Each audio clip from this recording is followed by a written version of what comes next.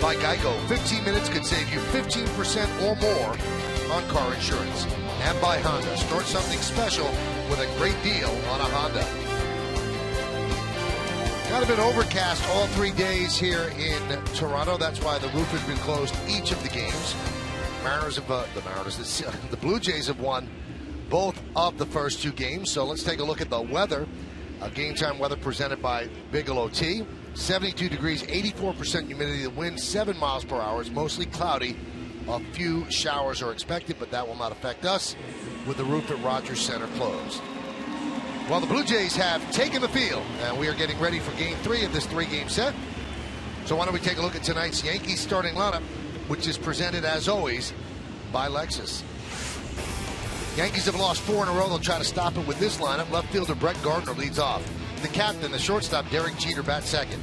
Batting third, playing center field, Jacoby Ellsbury. Mark Teixeira's at first base. He'll clean up. The number 5 hitter is the DH, Carlos Beltran. Ichiro Suzuki in right field has moved up to 6th. Number 7 hitter, second baseman Brian Roberts. Kelly Johnson at third base bats 8th, and batting 9th. Brian McCann getting a day off as the catcher, Francisco Cervelli. Well, that is the lineup. Manager Joe Girardi sending out against the right-hander Drew Hutchinson, and we'll look at his numbers on the year. Made the team out of spring training as a number 5 starter. It'll be his 16th start, 5-5 with a very respectable 3.86 ERA. We'll look at our pitcher scouting report brought to you by your Tri-Honda dealers. Facing the Yankees for the 3rd time. First 2 did not go so well for him. 0-2 with an 11.74 ERA. And he must not like the cooking here at home in Toronto. He has an ERA of 8.72 at home. And he was a high school teammate from Lakeland, Florida, of Chris Sale, left-hander from the Chicago White Sox. Imagine 2 big league pitchers off the same high school team. Must have been a high school you did not want to play against. Let's take a look at the defense presented by Geico. Melky Cabrera's in left. Colby Erasmus is in center. Anthony goes over in right. Infield, Francisco, Reyes, Kawasaki, and Lynn finally back out on the field. That's third and first. Navarro behind the plate, and Drew Hutchison is on the mound.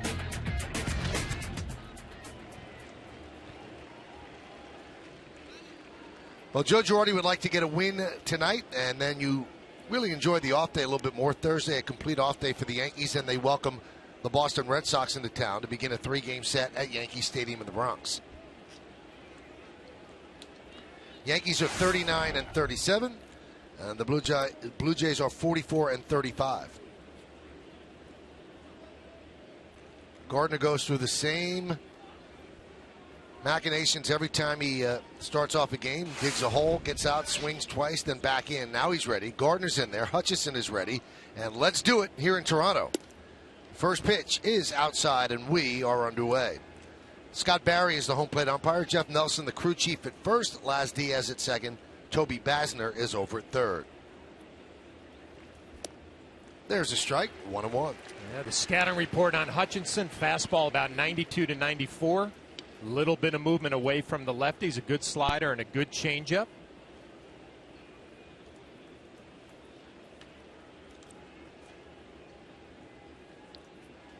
The 1-1.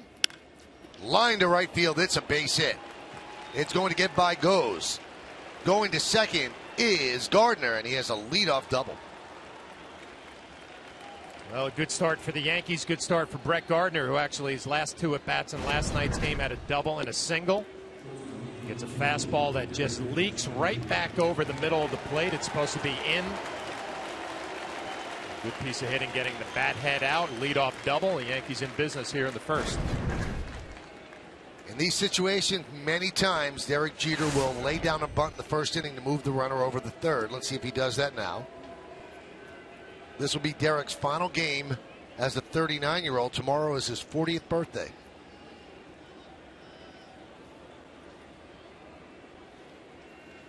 Gardner leads off second. And Jeter squares the bunt. And he does bunt to Hutchinson. Fires to first, sack successful. 1-3 as Gardner moves to third. Oh, good call, Michael, with the sacrifice bunt, and the Yankees trying to get a lead here in the first inning. They've been playing from behind so much lately.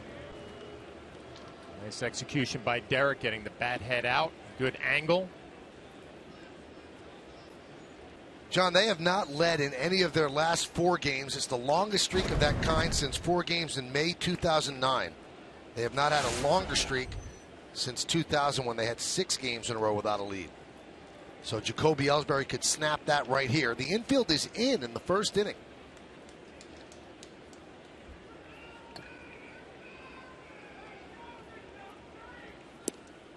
One and 0.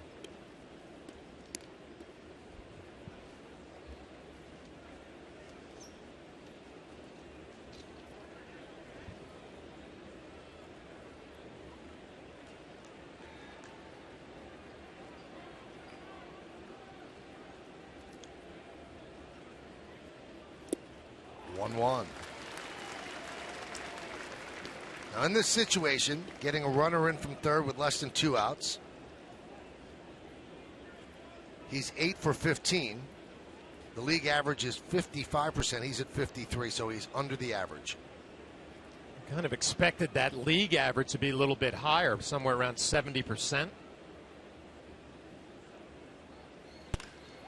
Oh, what a play by Reyes. Take away a hit and a run. What reaction time. Well, sometimes it's just not fair. If you're Ellsbury, you do everything right. You stay on the pitch out over the plate. You hit a rocket the other way. Nice reaction play by Reyes.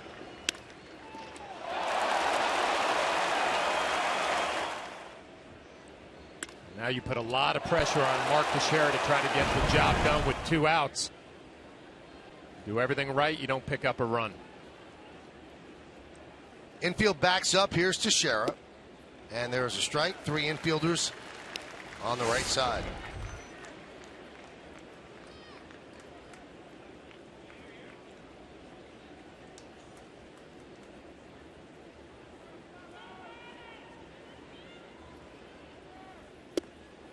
Just missed inside, 1-1.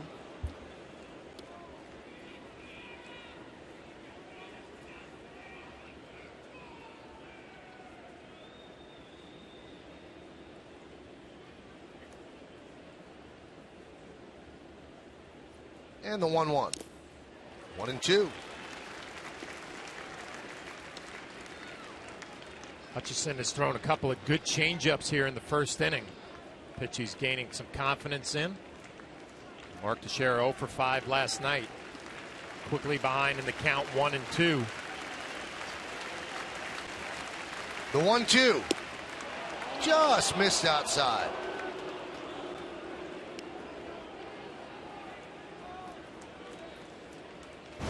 Teixeira catches a break. Navarro setting up inside. It's a backdoor slider. Reaches for it. Does not get the call. Scott Barry, the home plate umpire. And the 2-2.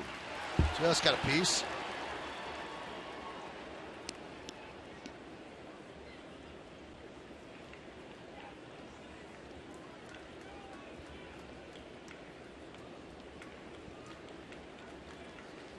Just underway here in Toronto. Gardner at third. 2 men out, top of the first. 2-2 count on the cleanup hitter. Still alive. Well, Mark catches a couple of breaks here. Borderline pitch does not go against him, and a foul ball straight back to Navarro, and he can't hold on. Pretty good pitch to hit right there. Fouled straight back.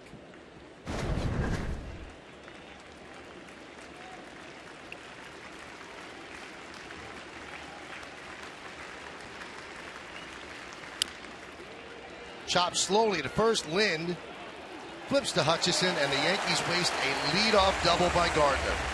No runs a hit, no errors, and 1 man left. It's the Yankees nothing, and the Blue Jays coming to bat.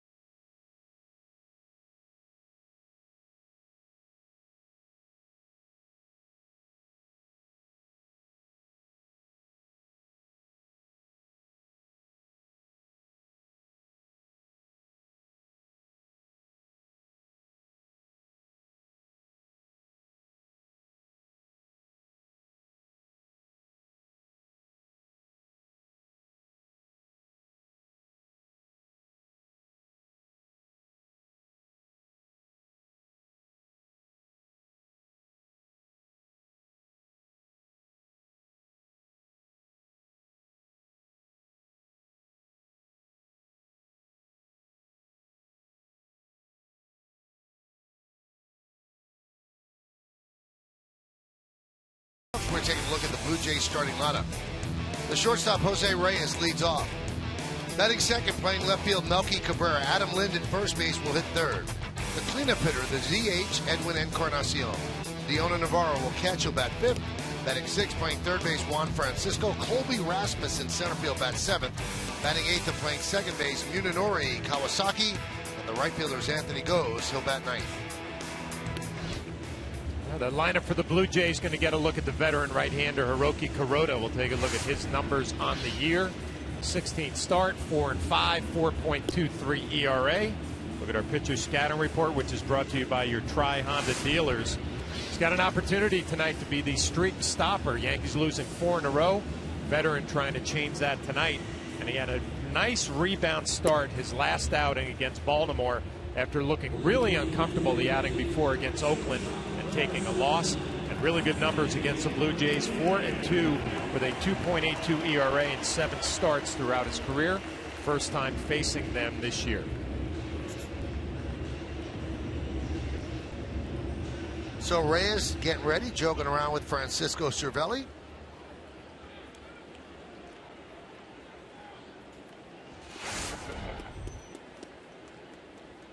And now we are set.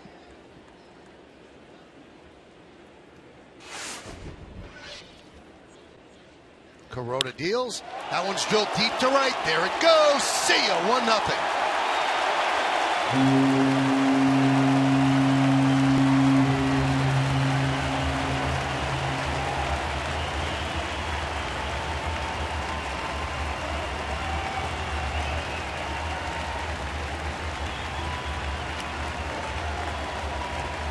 Well, we saw this last week from Reyes against Tanaka, leadoff home run. Reyes, who had a tough night in the field last night, but a big double in the bottom of the ninth, sparked the Blue Jays in that inning. Does not waste any time. First pitch fastball, and reach the second deck, and the Blue Jays are on the board. And once again, the Yankees will play from behind. Here's Melky Cabrera. Pitch high. Cabrera 0 for 4 last night against the Yankees, so that snapped his 20-game personal hitting streak against his former team.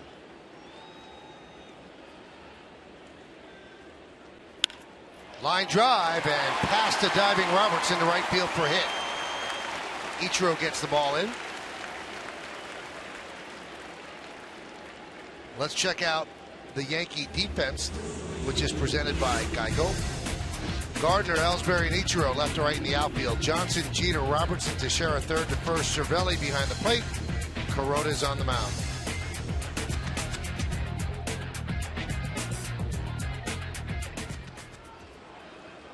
So an inauspicious start for Hiroki Kuroda. He's thrown 3 pitches, a home run and a single. Here's Adam Lind. And a strike. A good pitch right there. You go off speed for strike one.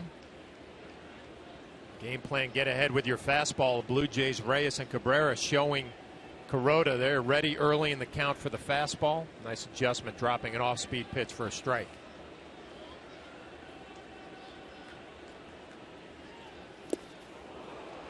Count 0-2.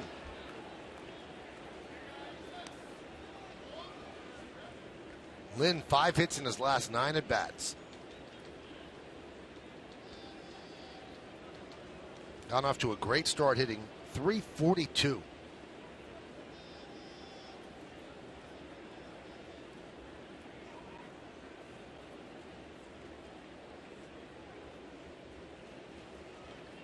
And the 0-2. 1-2.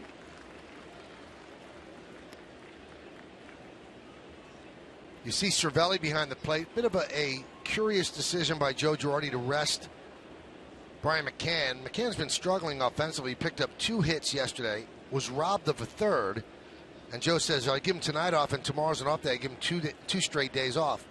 You kind of get it, but you know, he's just coming off a day where he had 2 hits. I would think as a player you'd be rushing to the clubhouse to get back out there if you're Brian. Two base hits. You mentioned hit another ball hard, was robbed.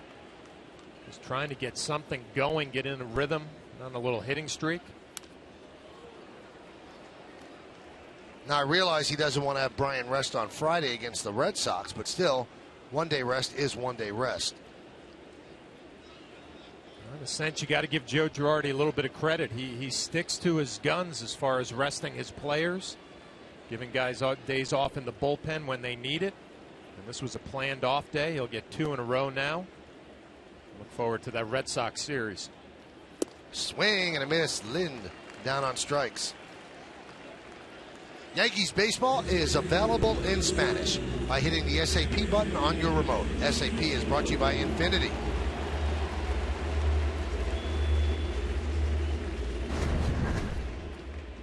Good fastball, a steady diet of breaking balls off speed early.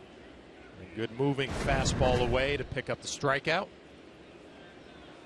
Here is Edwin Encarnacion. 7 hits in his last 11 at bats. He was involved in a frightening crash with Mark Teixeira at first base. We were stunned that he stayed in the game. Looked like he suffered whiplash and almost certainly was concussed. But here he is. He stayed in the game and he's in the lineup tonight.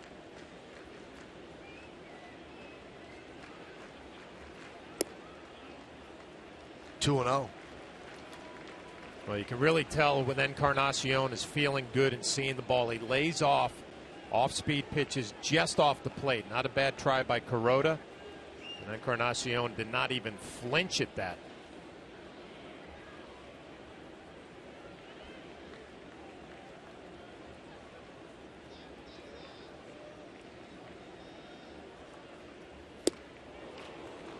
Two and 1. And right when I say that, he swings at a slider down and away off the plate. Good pitch by Kuroda again, not giving in. With a 2-0 fastball, he goes slider and gets a swing and a miss.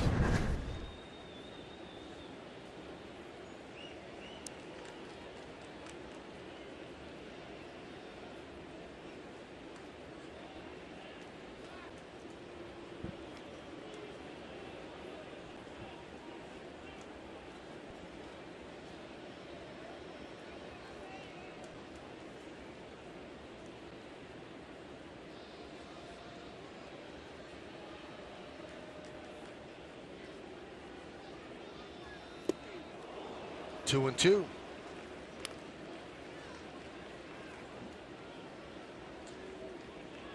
Blue Jays trying to even things up with the Yankees. They came into Yankee Stadium, got spanked, losing 3 in a row. They have a 16-game losing streak at the stadium. But now trying to get those 3 back by sweeping the Yankees here.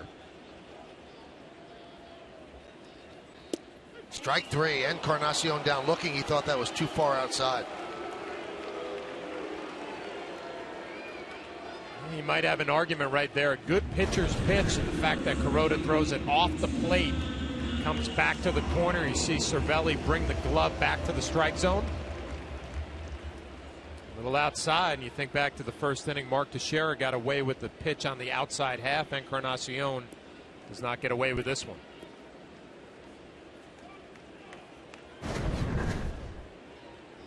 Here is Dioner Navarro.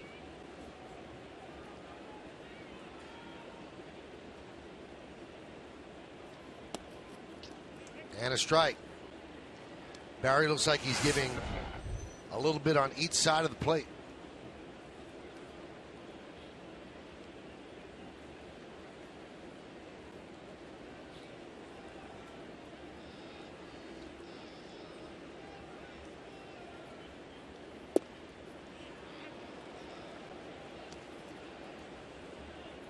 Oh and 2. Quickly ahead with 2 fastballs, and you think back to last night, David Phelps facing Navarro. 4 fastballs in a row. He made 1 mistake with a curveball and ended up in the seats for a 3-run home run. See if Kuroda stays with the fastball here with 2 strikes.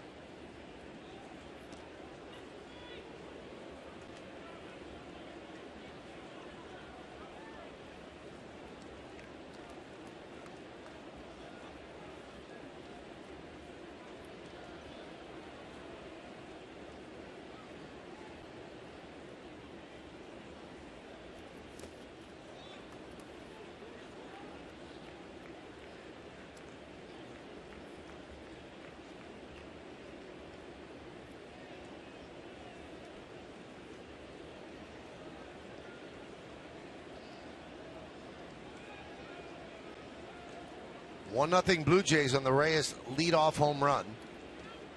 Cabrera is at first with 2 men out, and Navarro at the plate. 1-2 count.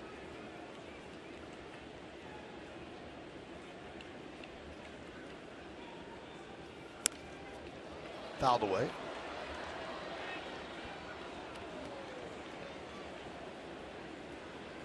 Navarro has hurt the Yankees in this series with 5 hits and 8 at-bats.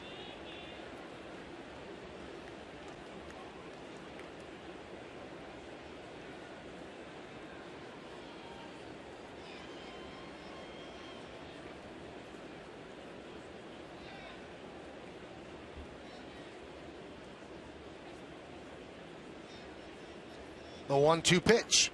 Foul back. Blue Jays thought their catcher of the future was J.P. Arancibia. Boy, he struck out an awful lot and was not that great behind the plate. And they said, let's sign Navarro to a free agent contract. So he is now the catcher here. Arancibia, one of those guys who had plenty of power, but you're right, had trouble putting the ball in play and was a liability behind the plate. The much traveled Navarro gets an opportunity here in Toronto. Swinging a hot bat lately. Fly ball down the left field line. Long run for Gardner. Slides and makes the play. Beautiful play by Brett Gardner. In foul territory. Deep first slide, and he hauls it in for the final out of the first. Reyes' home run has given the Jays a 1-0 lead.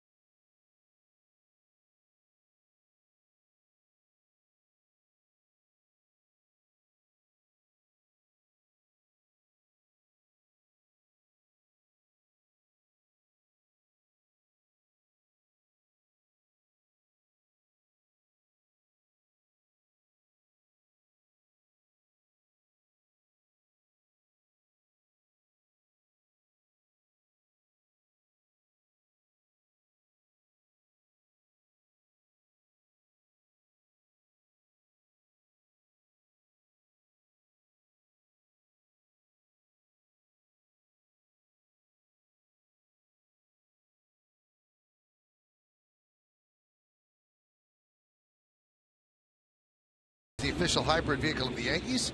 We started the conversation with this. What prospects in the Yankee system excite you the most right now and why?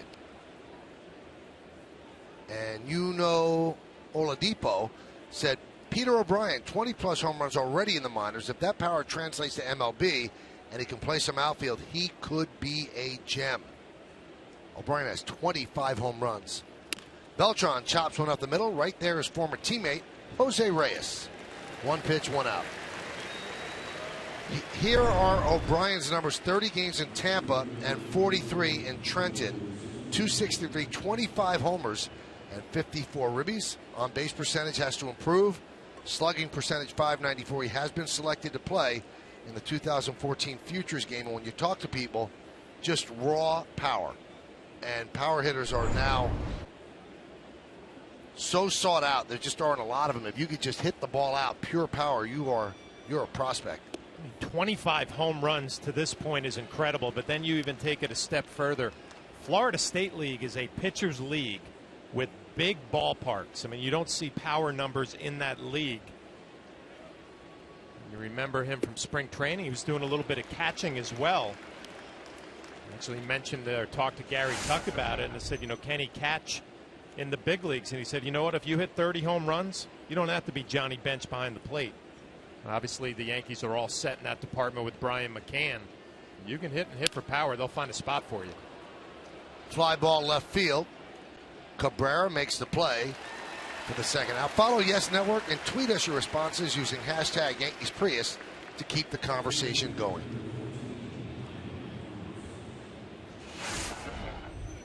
So 2 down. That's going to bring up Brian Roberts. Brian's 2-run home run yesterday made it 6-3 Toronto. Really started the comeback in earnest. He has 7 hits in his last 17 at bats.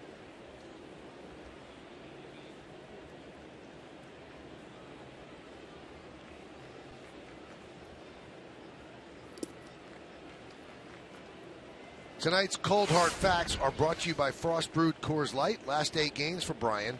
9 hits and 28 at bats, 321, 3 extra base hits of the 9, 3 ribbies, and 4 runs scored. You know, the concern with Brian was keeping him healthy. He has been unable to stay healthy.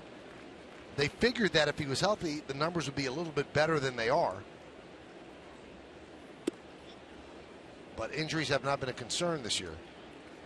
Is it fair to say that with all the time that he's missed, that you almost got to give him a little time during the year and numbers will probably improve? I think it's fair. I think we saw that with Derek Jeter at the beginning of the season. He played only 17 games last year. I think we saw it a little bit with Teixeira as well. You got to play baseball to keep your skills.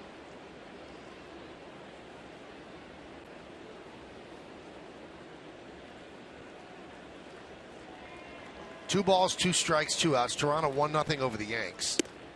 Pitch is high, 3-2.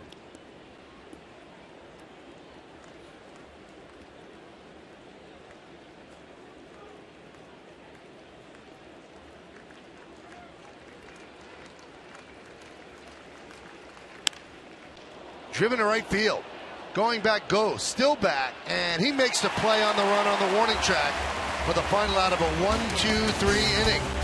Go to the bottom of the second. 1-0 Toronto.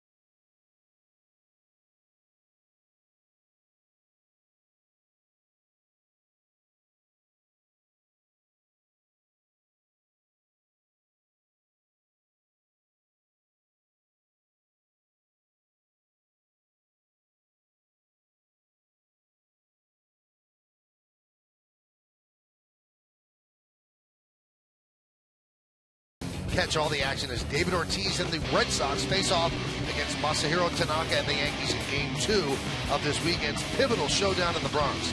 Coverage will start Saturday at 7 exclusively on Fox, and yes, we'll have extra innings post-game coverage after the game. Red Sox struggling out west while the Yankees are struggling here in Toronto. Red Sox are a solid 4th place, Tampa Bay in last. We go to the bottom of the second. It's 1-0 Blue Jays. Juan Francisco will start it off against Kuroda. A breaking ball strike. You bring up Tampa Bay. I saw David Price pitch for the Rays today. Won that game. A lot of talk that could be his last game. The Tampa Bay Rays. There's a base hit to left field. Francisco with a leadoff single. Yeah, Francisco going the other way, beating the shift. Kelly Johnson, third baseman, was playing over to the right side. Francisco just slaps one the other way, picks up a leadoff base hit.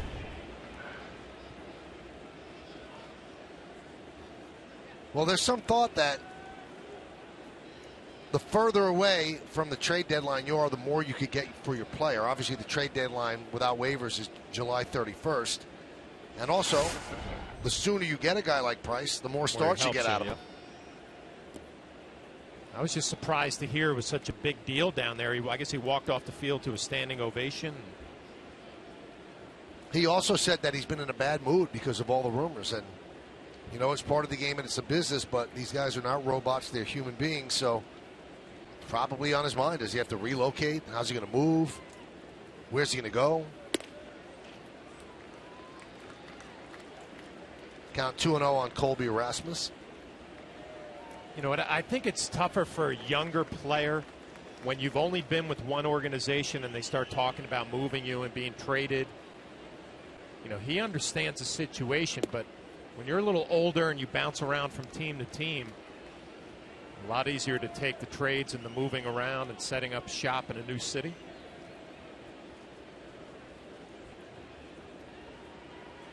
And if you get Price, you're in control of him for another year and a half. He doesn't become a free agent until after 2015. Rasmus pops that one up. Kelly Johnson retreats in foul territory, makes the play for the first out.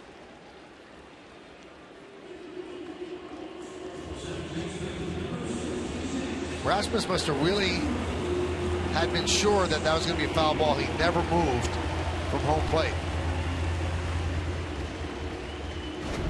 Obviously, it's an easy play for Kelly Johnson. He's going to be able to make this catch. You see Rasmus has a look at it. He's walking back to the dugout already, and Kelly Johnson caught this right on the foul line. Here's Munenori Kawasaki, and there's a strike. Interesting stat about Kuroda. He had never started a major league game on an artificial turf surface until he joined the Yankees. And since that time, he has not had success on turf. 2-5, 6.23 in 9 career starts. Both of the turf victories were in 2012, one at Tropicana Field and one here. Well, in Japan, he would have pitched in the Tokyo Dome, right, which is turf.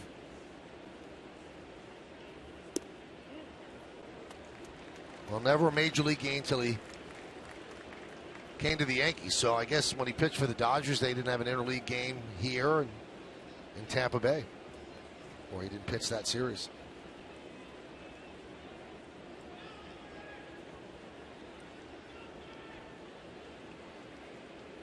Runner goes. That one's chopped to Jeter, gets a nice hop, and there's no throw. The hop might have been too high for Jeter to come down and set and get the speedy Kawasaki who gets a hit. Well, John Gibbons, manager, playing a little hit and run with Kawasaki, slaps it the other way. The high bounce. It looked like he had a grip on the baseball. Kawasaki hitting left-handed, gets out of the box in good shape.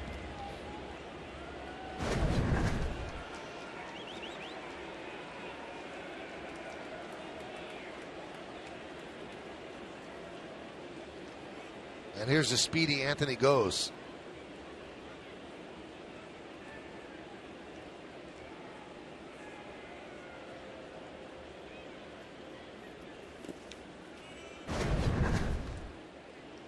Kawasaki out of the box from the left side.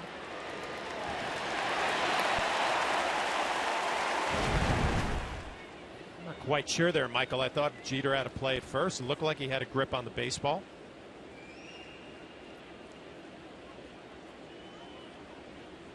Derek made 2 mental mistakes in yesterday's game that cost the Yankees.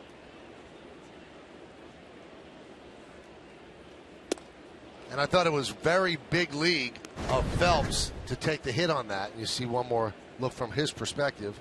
See, by the time he comes down, it looked like he might have had a chance. I think he had some time. But when Jeter did not make the play. First looked to second, then the third, and didn't throw to first, and that loaded bases against Encarnacion.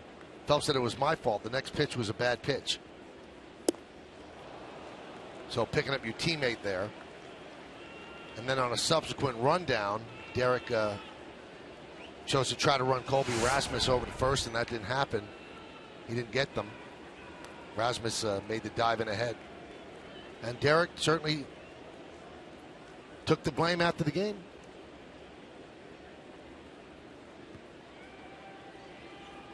The 1-2.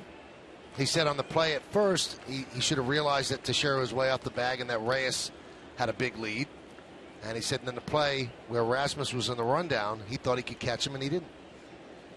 You know, there's really got to be communication all the way around, though. You know, Mark Teixeira needs to let Derek know that he's playing way off the bag. That, you know, a couple of parts. The Reyes lead will be bigger, and it'll be tougher for him to get back to first base.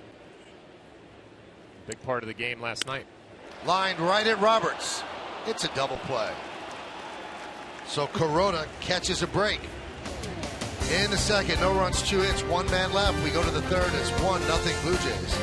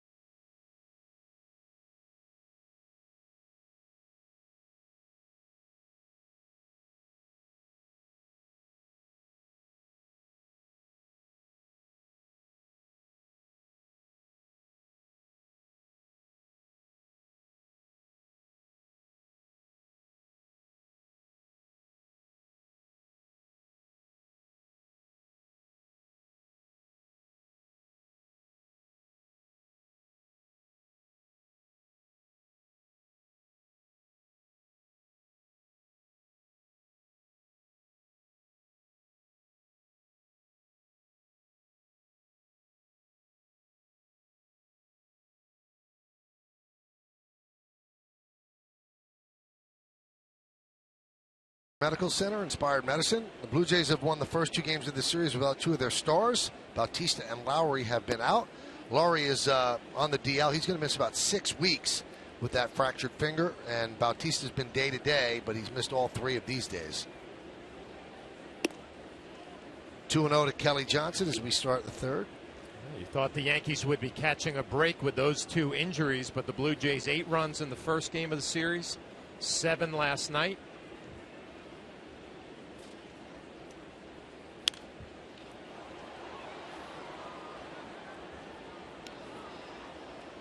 Before the game, that gentleman got the gift of a lifetime.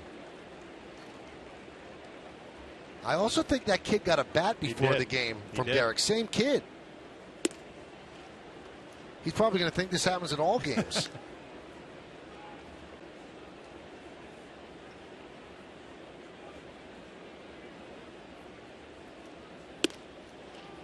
And Kelly Johnson walks. On the Audi A3 scoreboard, Jose Reyes' leadoff home run in the first is holding up as the Blue Jays lead the Yankees 1-0.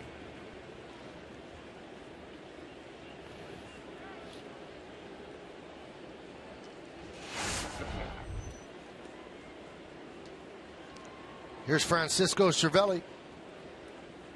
Missed 2 months with a really bad hamstring pull. First a 15-day DL, then the 60-day DL. And he hurt it against the Red Sox. And they'll be coming into town on Friday.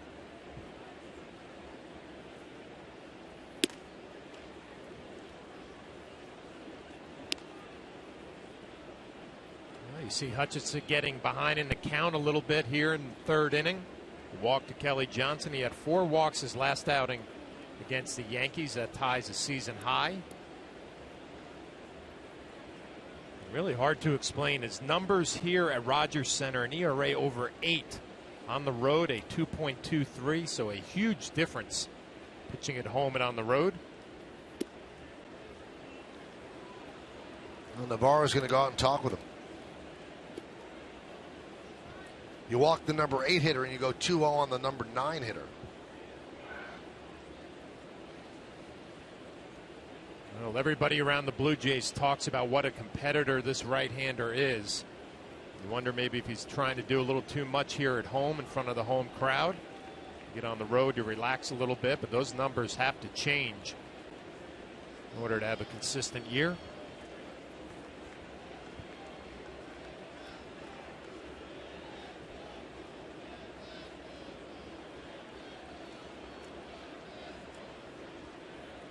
The 2-0. 2-1.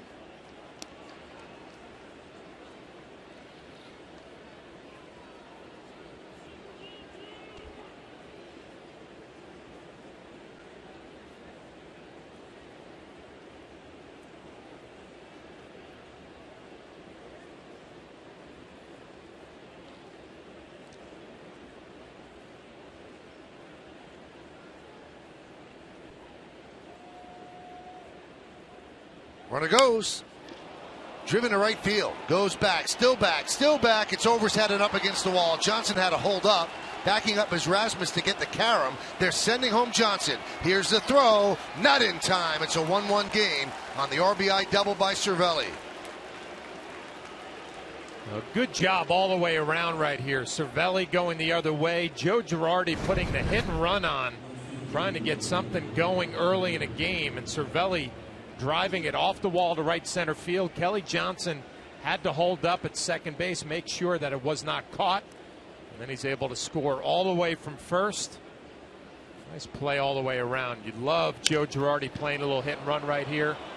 And then he's rewarded with a nice piece of hitting, a good piece of base running by Kelly Johnson. Third base coach Robbie Thompson waving him home, and the Yankees tie it up. And back to the top of the lineup, and Brett Gardner, who doubled to open up the game. 1-0.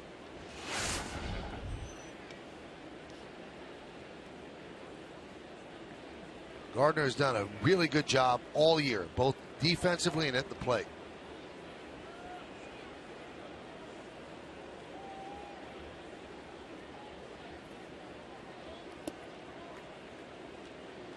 Two and 0.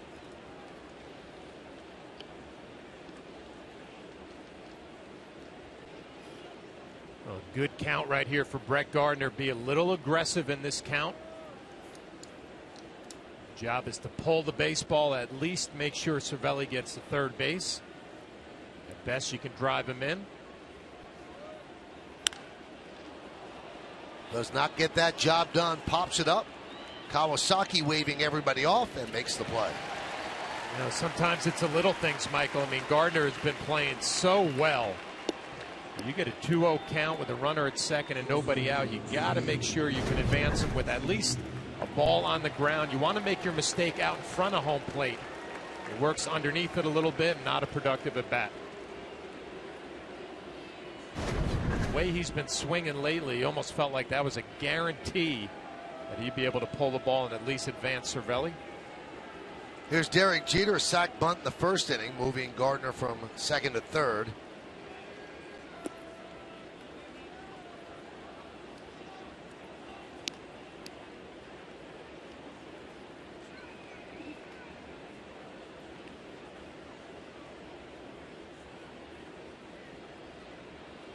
Derek got a home run in yesterday's game, his second home run. That was the first run on the board for the Yanks.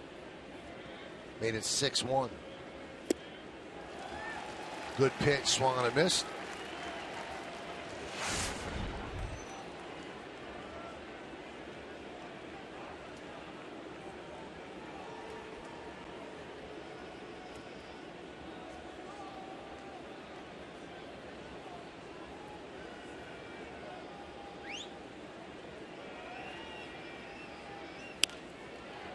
popped up and out of play. It's such a cliche, and you hear so many people say how time flies. It really is hard to believe that Derek Jeter is going to turn 40 tomorrow. It seemed like only yesterday that they brought him up to the radio booth to be interviewed by me and John Sterling, and he was an 18-year-old kid that just got drafted. And all the things that have happened in that time, and he's 40 years old tomorrow, and it's gone by in an eye blink. 2-2. Comes up to the big leagues in '95, wins a championship in '96, gets named captain in 2003, hits a home run for his 3,000th hit, diving into the stands, the flip play, collects 5 rings along the way, and his 40th birthday is tomorrow. The 2-2, strike 3, Jeter down looking.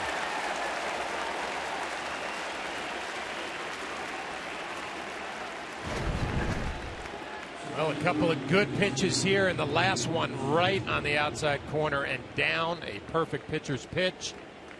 See it clips that front corner. Michael, I guess a testament to Derek, too, at 40 years of age, playing shortstop still, and physically, when you look at him, I mean, obviously he's filled out a little bit, but kept himself in great shape this whole time. And he is still leading in the All-Star voting. And in the history of the All-Star game, only Ozzie Smith at 41 and Cal Ripken at 40 have played shortstop in the All-Star game after turning 40. Ozzie was a backup to Barry Larkin, and Ripken started at short in a switch that was orchestrated by Alex Rodriguez. And Derek is leading as the starter at short. 1-0 on Ellsbury, who lined out to Reyes in the first. Reyes will not get that one. It's a base hit up the middle.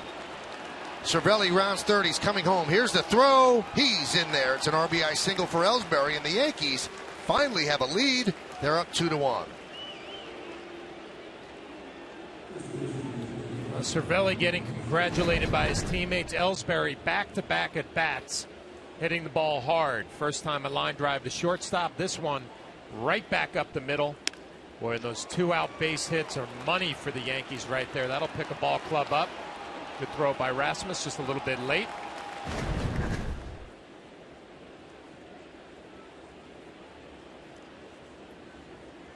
Third ribby for Ellsbury.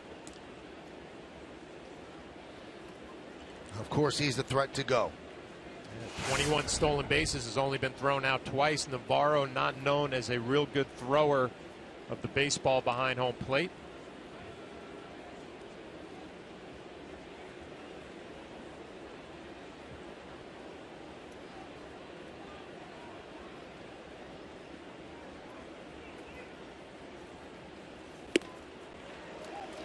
Got the fastball by him 0-1.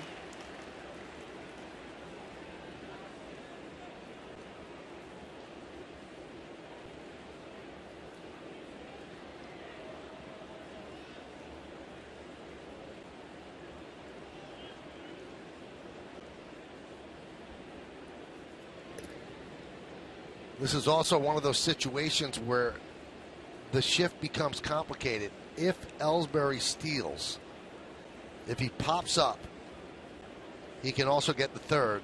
It would be a race between Ellsbury and either the catcher or Reyes. Ellsbury goes. That one is hit deep to right field. Goes back and gone. A home run for Teixeira. A 2-run shot into the screen above the Yankee bullpen. And the Yankees lead 4-1.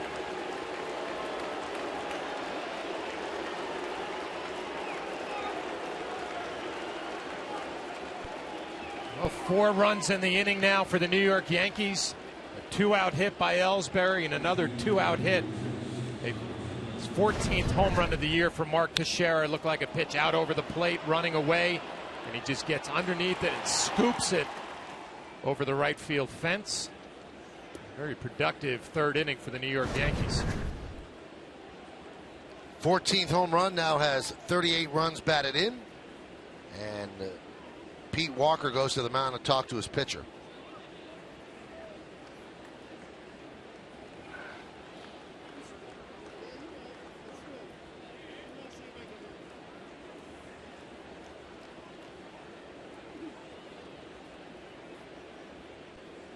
So Kuroda gets the support, now up 4-1. Pitch to Beltran is a strike.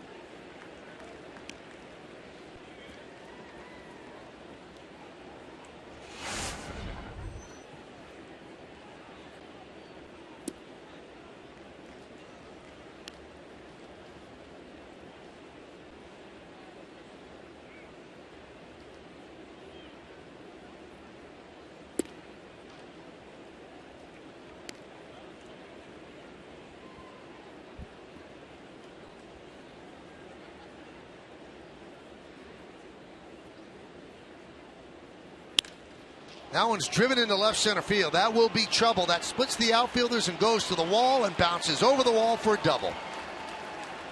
They are hitting Drew Hutchison very, very hard. Well, they've hit him hard all year long coming into this game. 2 starts, an ERA over 11. His manager John Gibbons looking on. A lot of really good swings all game, especially here in the third.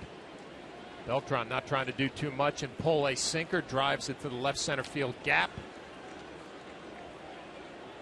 Looks like the Yankees relaxing a little bit offensively, having a big third inning. Runner at second, still 2 outs. Here's Ichiro. And that's a ground ball grabbed by Kawasaki. Off balance throw to first. What a play by the Blue Jays second baseman. Take a hit and a run away. But the Yankees did some damage in the third. First a walk, and then this double drove him home. Then Jacoby Ellsbury brings home Cervelli. And then Mark Teixeira with a 2-run home run. After it's all said and done, 4-1 Yanks.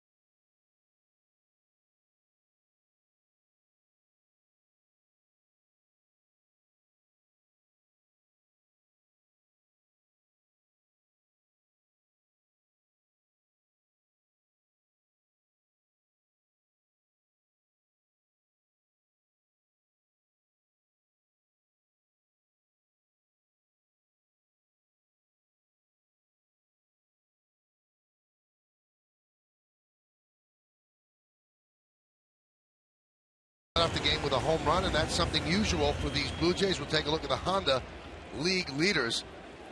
In the American League, the Blue Jays team has the most home runs of any team with 104. Really a healthy lead over the Orioles, the A's, the Astros, and the Angels. And Kevin Seitzer is their hitting coach. And Reyes takes outside from Kuroda, 1-0. Audi A3 scoreboard. Yankees have a lead. They're up 4-1.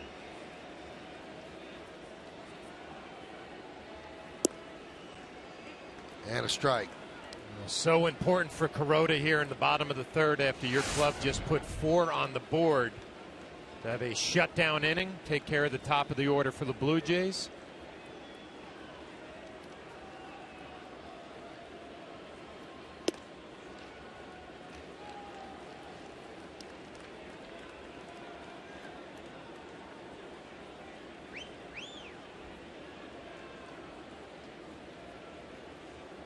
The 2-1, 3-1.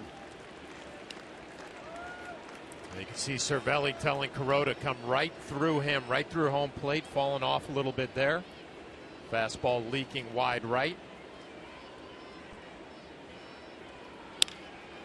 Grounded sharply to second. Roberts for the first out. Good job coming back by Kuroda. Just a nice little two-seam fastball. Easy ground ball to second base. It's a tone-setting inning right here for Kuroda. You can have a nice 1-2-3, get back in that dugout after your team just scored 4.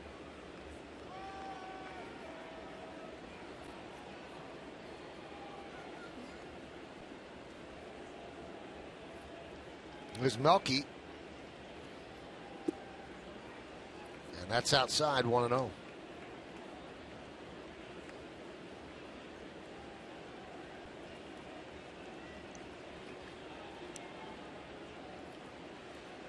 Kuroda deals. 1-1.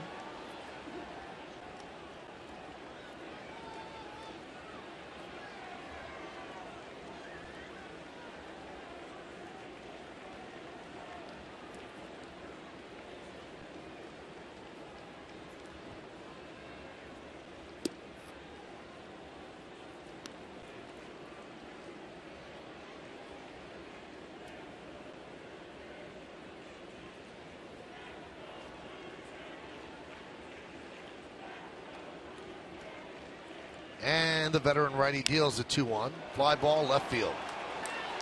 Going back Gardner, he'll make the play for the second out. Fans, you can now tweet at Yes Network your best fan photo using hashtag YesFanPhoto for a chance to have it shown during the game. Brought to you by AT&T.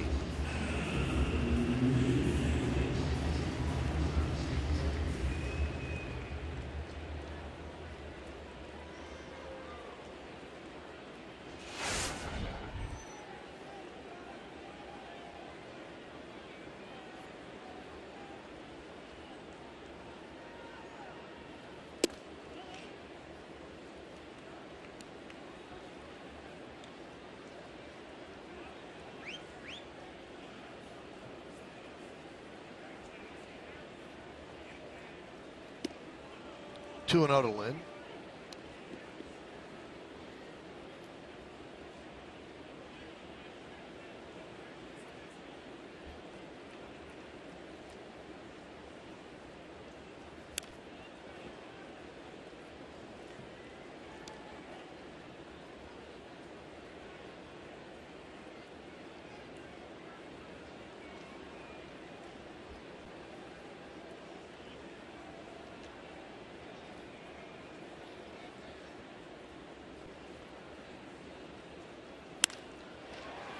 Fly ball, center field.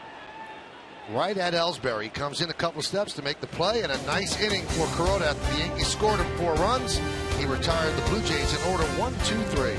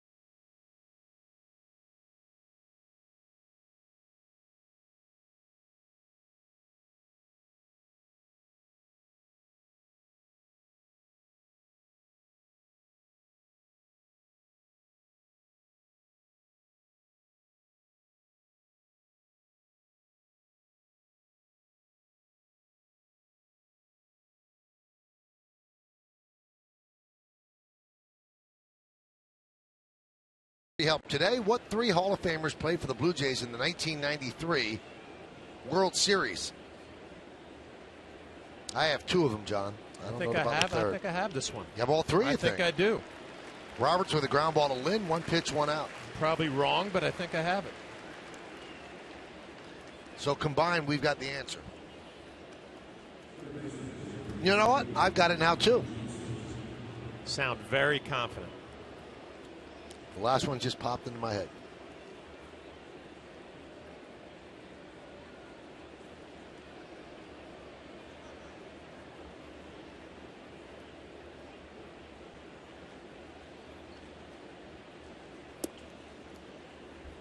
Kelly Johnson takes low. Kelly started the Yankees' 4-run rally with a walk in the 3rd inning to open up the inning.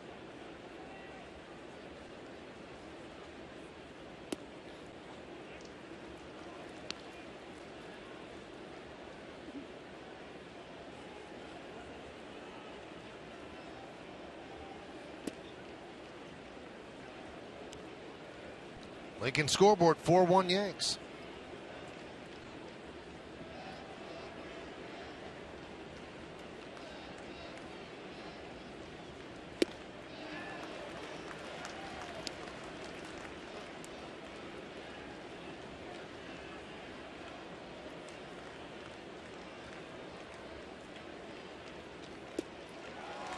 And Johnson down on strikes.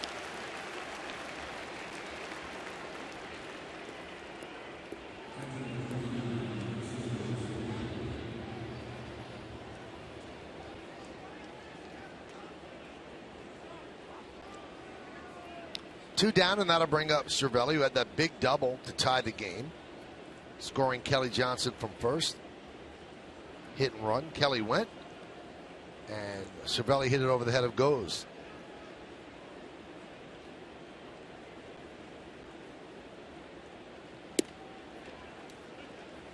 Strike 1. Cervelli will surprise you sometimes with his power. I mean, going the other way on that hit and run, driving it off the wall. Does not have a big stride, kind of a spread out stance, uses his hands so well. Grounded to 3rd. And a 1-2-3 inning bounce back inning for Drew Hutchison. We go to the bottom of the 4th. Yankees lead this one 4-1.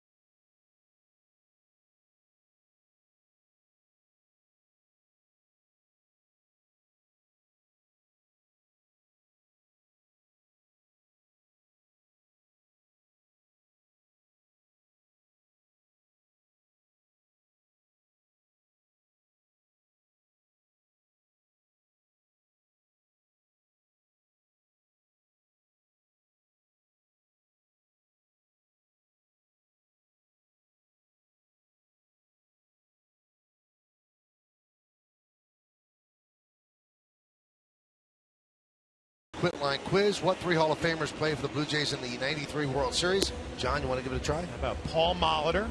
Right. Roberto Alomar? Was Ricky Henderson on that team? Yes. And there is your answer. Good job. Who did you not have, Ricky? I didn't have Alomar at first, and then I started to play with the fact that I was unsure if Winfield was on 92 or 93. But I took my time, collected myself, and got it. Lincoln scoreboard 4-1 Yankees.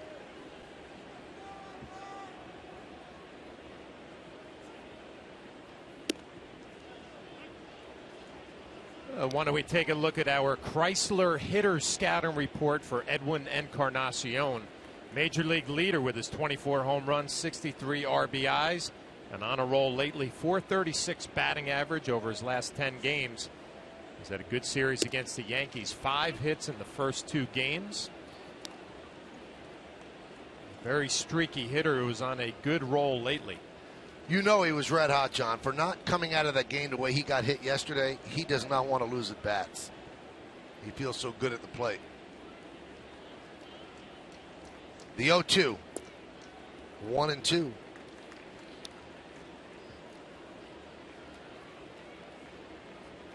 Well, we showed that graphic before with the Blue Jays over 100 home runs leading the league.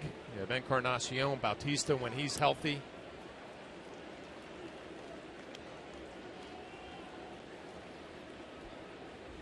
Dangerous lineup, and the fact that you have speed at the top with Reyes, plenty of power in the middle.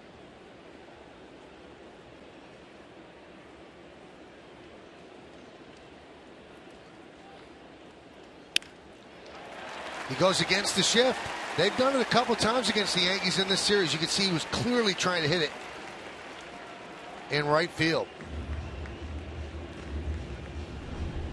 This is what Michael was talking about last night. Mark Teixeira, the ground ball up the middle. Reyes, the low throw and the collision right off the back of the head. Mark Teixeira's left arm. Encarnacion was shaken up, but he stayed in the game, and he's DHing tonight, and he picks up another hit against the Yankees. 6 now in this series. That tells you something about power hitters who tell you, I'm here to hit home runs. His team's down 4-1, and he went the other way and took a single that was given to him by the shift. It can be done. Well, and also he's not just a slugger who's swinging out of his shoes with 2 strikes. It's a good 2-strike approach out over the plate and just slap it the other way. He'll take his base hit. That's why his batting average is more than respectable, up about 270, 280.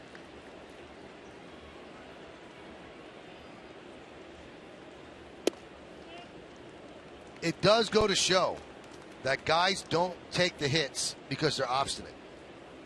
It can be done. I mean, the things that people tell you, well, it's so hard to do, it ruins your swing, please. It can be done. There are free hits there.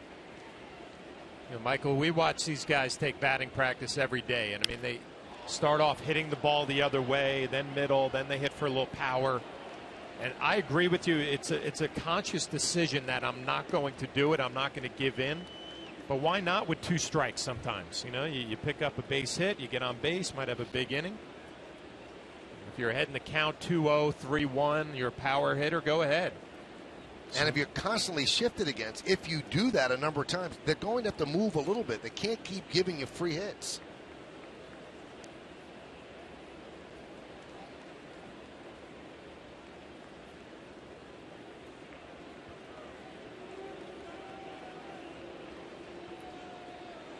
The way the batting average works, if you get 10 of those hits a year, that's about 20 points on your average. Yeah, it's a big deal. It is.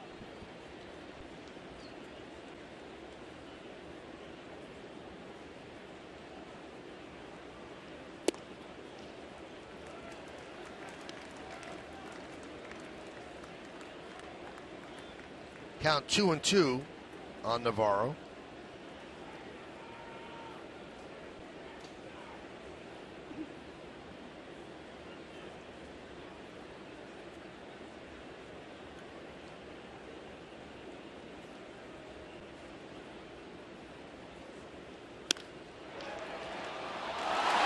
Knocked down by Jeter. He's going to turn it into a double play. Think he did that on purpose, John? I don't think so. You wonder if Navarro just completely stopped. seeing that it was hit right at Derek. A line drive hit hard.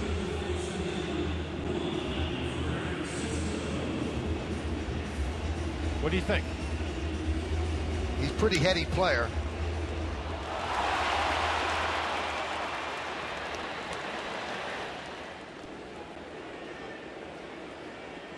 I think he was trying to make that play. Well, it's up to Meredith Marakovich to ask him after the game.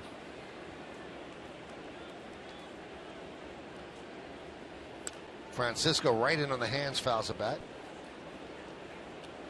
Kuroda's fastball has gotten noticeably better as this game has moved on. First inning, he was pitching about 88, 89. A couple balls hit hard to lead off the game by Reyes and Cabrera. Now that fastball sneaking up there at about 92, 93.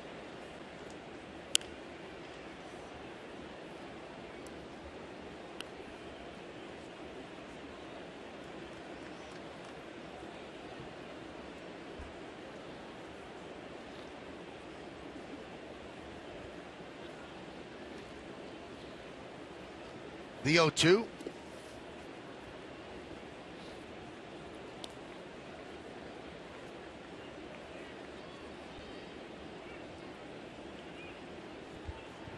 Bottom of the fourth, Yankees lead this one 4-1. Trying to salvage the final game of a 3-game set.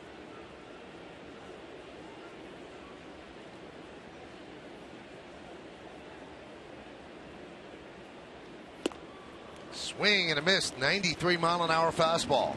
No runs a hit, no errors, and because of the double play, nobody left on base. We go to the fifth and 4-1 Yankees.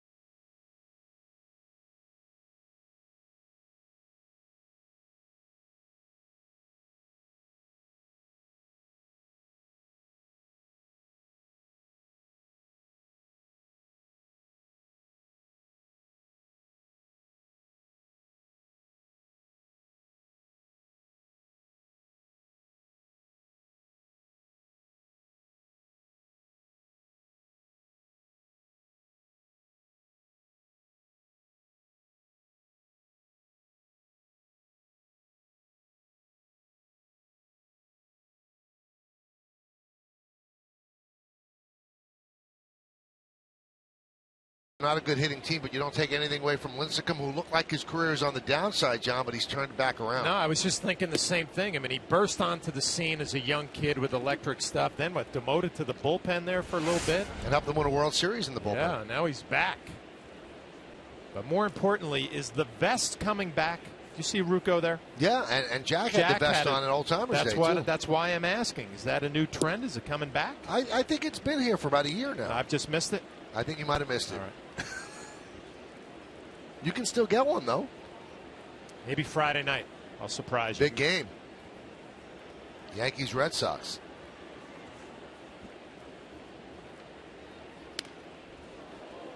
Now, David's doing a game with us, David Cohn, so we'll have to give him a clue about the vest, too.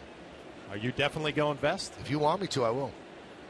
I'm not really concerned about your attire. I mean, that's something you wake up in the morning. That's a friendly thing to say. Sure, all right. A lot of David's sport coats don't really scream vest.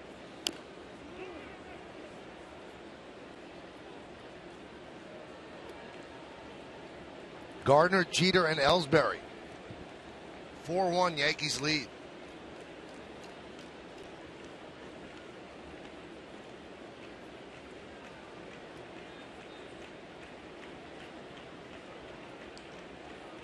The 0-2. Swing and a miss. Let's head back to the studio. Ryan Rucco and his vest have something else to tell us.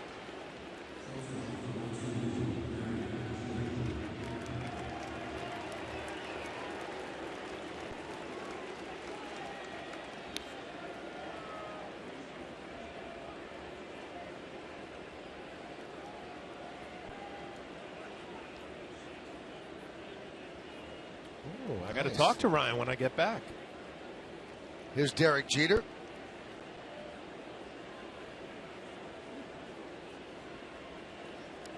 Derek sacrificed bunt in the first, struck out looking in the third, did not like the call. Hutchison deals and fouled off.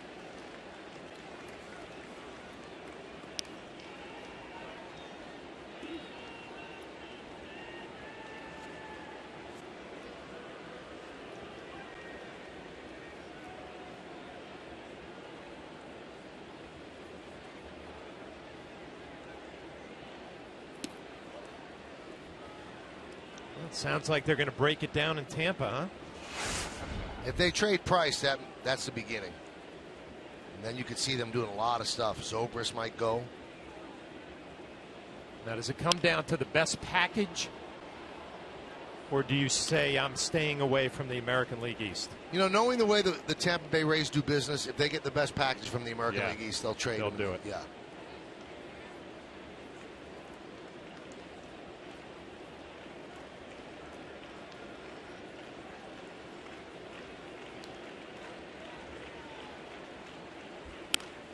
There's a base hit up the middle for Derek Jeter. Boy, this is what's frustrating for some young pitchers. You throw a lot of good sliders and then a roller to Derek Jeter. Well, about 3 weeks from now, Major League Baseball will hold its annual All-Star festivities at Target Field in Minnesota. Tuesday night, July 15th, beginning at 7:30. Turn to Fox for the sparkling action of the 85th All-Star Game. Please go to Yankees.com or MLB.com and vote for your favorite Yankees and other stars. Voting continues through July 3rd. 1 on, 1 out. Here's Ellsbury with Jeter on first. Ellsbury's hit the ball hard twice. He has 1 hit to show for it and an RBI.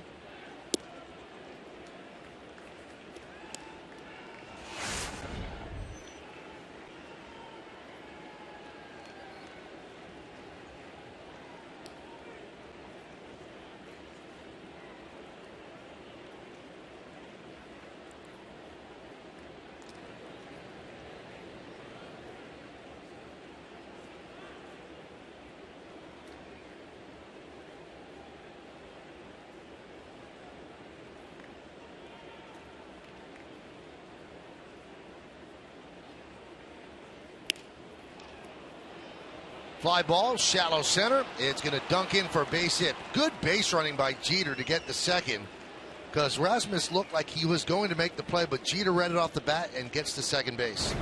Well, there's one thing you can say about Derek Jeter throughout his whole career: an excellent base runner. And obviously, the play is in front of him. He can see the flight of the baseball and where Rasmus is, but not an easy read for a base runner right here. Ellsbury picks up his second hit of the game. Has hit the ball hard 3 times. Well, that was a little jam shot, but he'll take it. Here's Teixeira. 2-run home run his last time up. High fly ball. Deep right center. Going back Rasmus. He's on the track. He makes the play. Both runners tag. Both runners move up. Both runners make it. So second and third, now 2 outs. We've seen some good things tonight from the Yankees offensively. Not only the home run by Mark Teixeira, the hit and run by Cervelli, but good base running by Jeter, getting the second base on the bloop single. And now great base running by both of them. You read the ball, you get back, you tag. And we get 2 runners in scoring position and an opportunity for Carlos Beltran.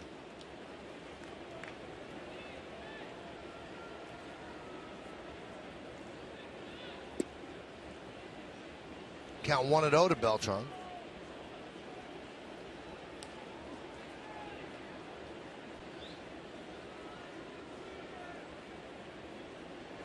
Rob Rasmussen, second lefty in the bullpen.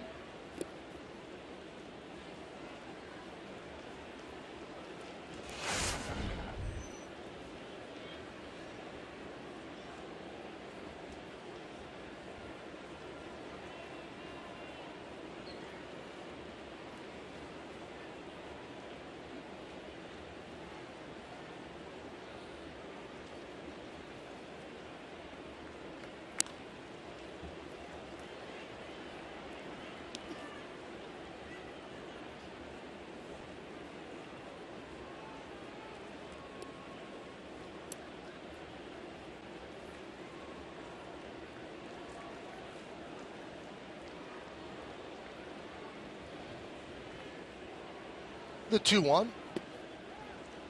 3-1.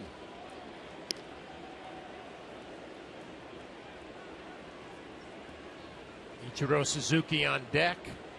First base open. Jeter and Ellsbury on the bases. Be interesting to see what pitch Hutchison comes with here. And he loads the bases by walking Beltran. Do they bring in the lefty now for Ichiro? Kind of expected that slider right there. He threw it 2-0 to Beltran. Same thing on a 3-1 count. He'll take his chances with Ichiro. Ichiro's 0 for 2 tonight.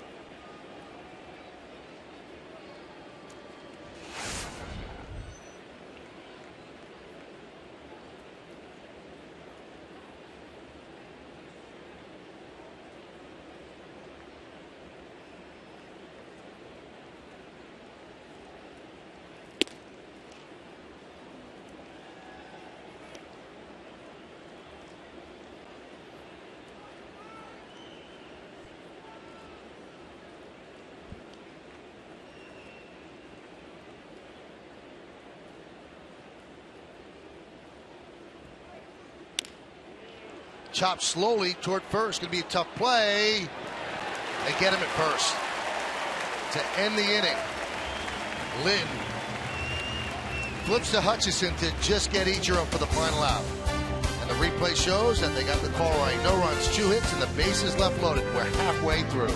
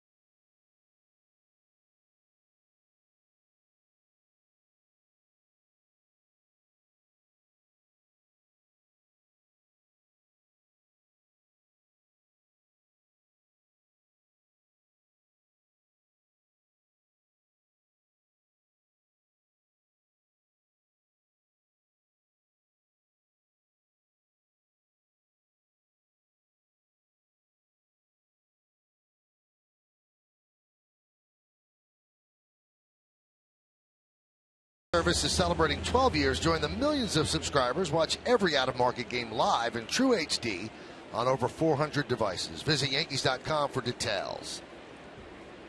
So the Yankees leave the bases loaded in the fifth. We go to the bottom of the fifth inning. They're up 4-1. It'll be the bottom third of the Blue Jays order against Hiroki Kuroda, starting with Colby Rasmus. And a strike on the outside corner. After the home run by Reyes on the first pitch, he has certainly settled down.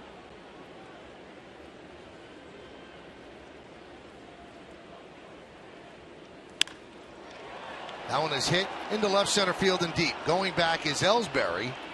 In front of the track, he makes the play for the first out here in the fifth.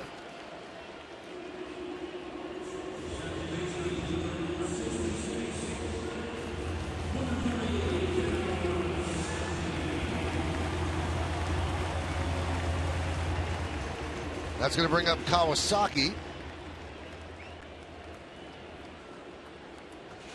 Kawasaki can get a nice long run in the starting lineup now with Laurie out for about 6 weeks.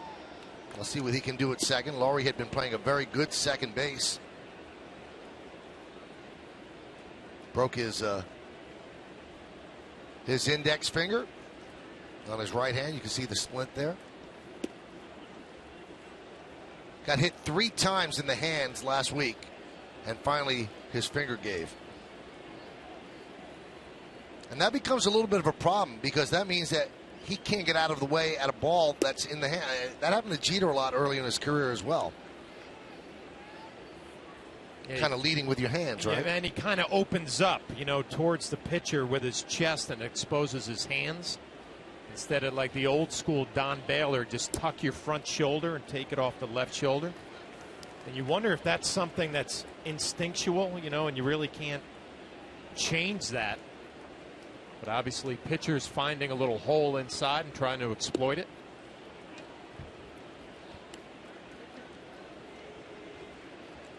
Kawasaki, a big fan favorite here. He gets introduced. This place goes nuts.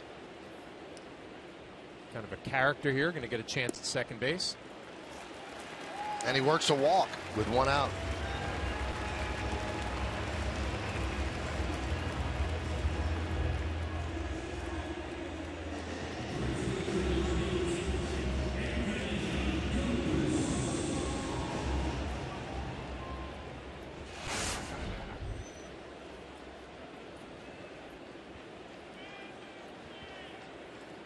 Here's Anthony Goes. Lined into a 4-6 double play in the second. There's a strike.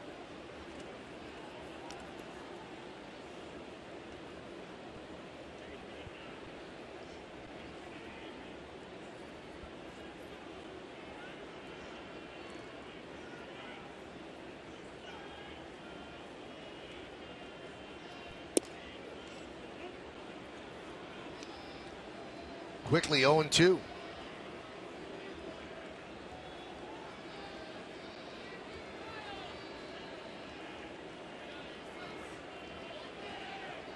Goes is 9 for his last 49 after a really strong stretch before that.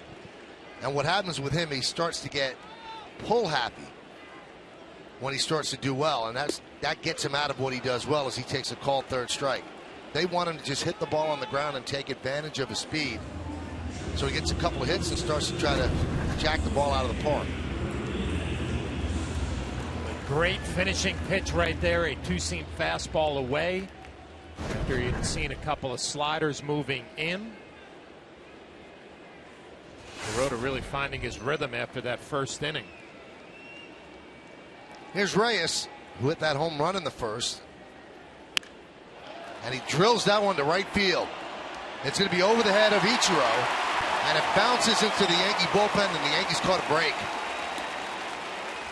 Kawasaki would have scored easily, but instead it's a ground rule double, and Kawasaki stays at third. Well, Reyes hit the home run on a fastball, obviously looking to pull first pitch. Here he gets a slider that spins up, and it's middle. Hammers it to right field, and you're right. Yankees catch a break over the head of Ichiro. Kawasaki would have scored easily. On the move with 2 outs. He'll have to stay at third. Big at bat now in this game as Melky Cabrera digs in. The Yankees have had problems with him. He's 1 for 2 tonight.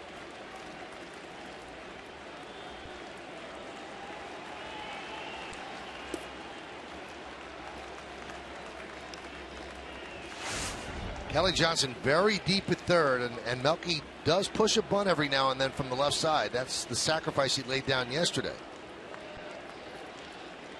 I think with 2 outs down by 3, he's going to be swinging the bat, trying to drive a few runs in.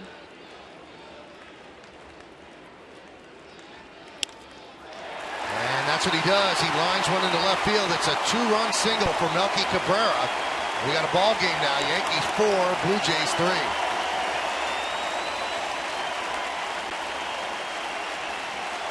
Boy, the 2-out base hits, the RBI base hits with 2 outs are just huge for a ball club. And not a bad pitch by Kuroda. Looked like it was out over, had some movement down. Cabrera just stays on it, lines it the other way. Reyes' speed, he's going to score easily. And you're right, Michael, now we got a ball game. Take another look at the pitch. Melky had to go down and get it. This conference had a telecast presented by authority of the New York Yankees. It may not be reproduced or retransmitted in any form, and the accounts and descriptions of this game may not be disseminated without the express written consent of the New York Yankees.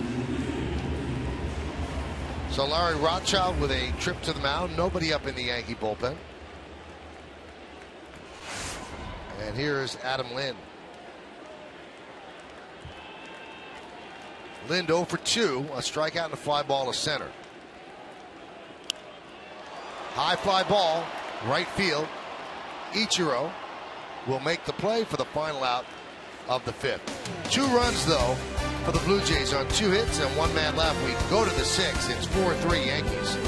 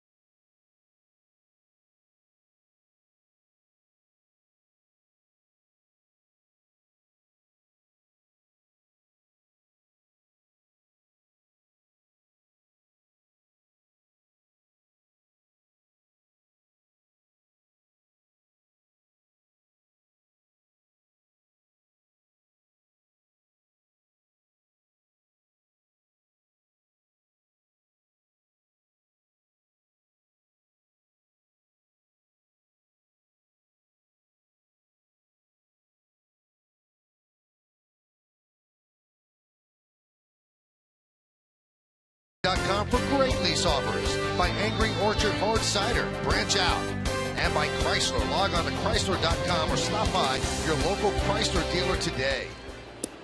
We start the 6th inning. The first pitch to Brian Roberts is low and inside, 1-0. Roberts 0 for 2 tonight. Yankees lead 4-3. Count 1-1.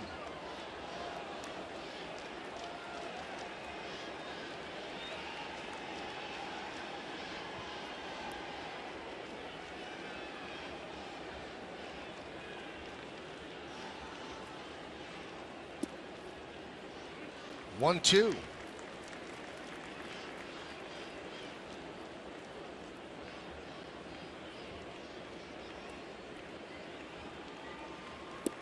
Story in the New York Times today by Bill Pennington that the crowds here at Rogers Center are actually much lower than they were last year. People got excited with all the moves they made and bought a lot of season tickets last year. This year, they're averaging 4,500 people less per game. And a lot of people were interviewed, and they said that they've just been disappointed for so long. They haven't been in the playoffs in 20 years. And they want this team to prove something before they start to come back. They used to sell out every single game.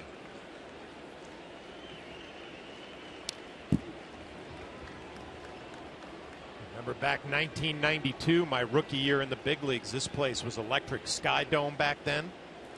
Really good teams, great crowds. And this is one part of the country and of Major League Baseball that really didn't bounce back after the strike. The 2-2 grounded foul.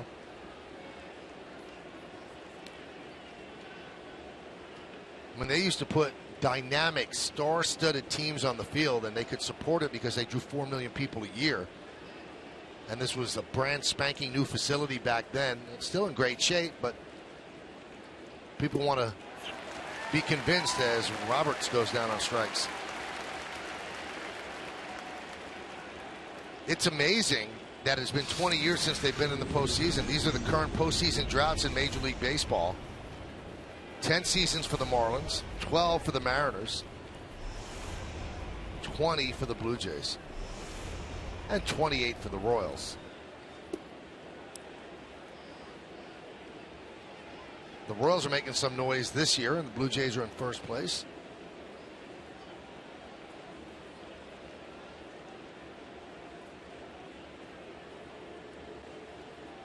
The 1-0, 2-0.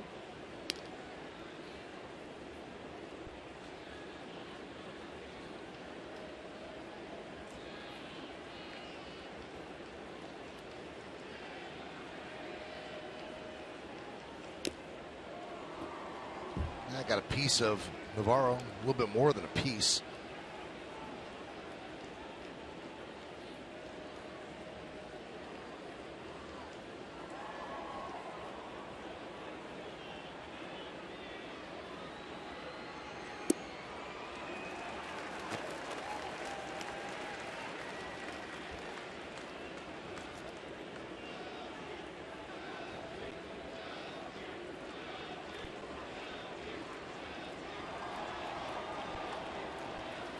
Swing and a miss, blew it right by him.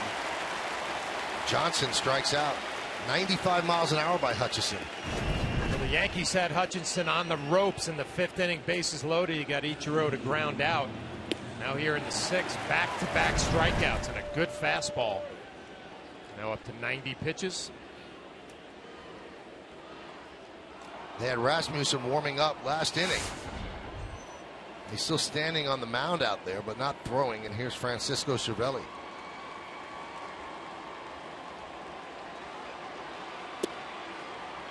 There's a strike. Cervelli drove in the Yankees' first run, a double to right center, and grounded out to third.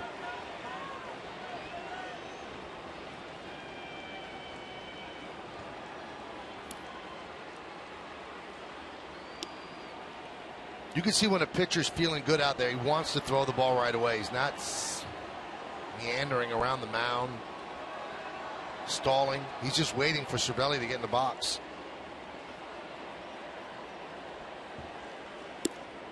And we were marked yesterday. I think a lot of this team is copying Mark Burley because Marcus Stroman pitched the same way. R.A. Dickey's a veteran. He never takes that much time between pitches, so that's a good thing for the defense and usually for the pitcher.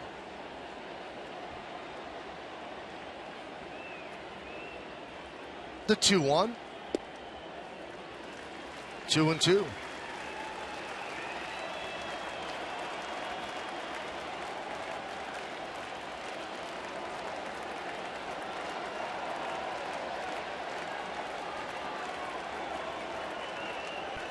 And the pitch.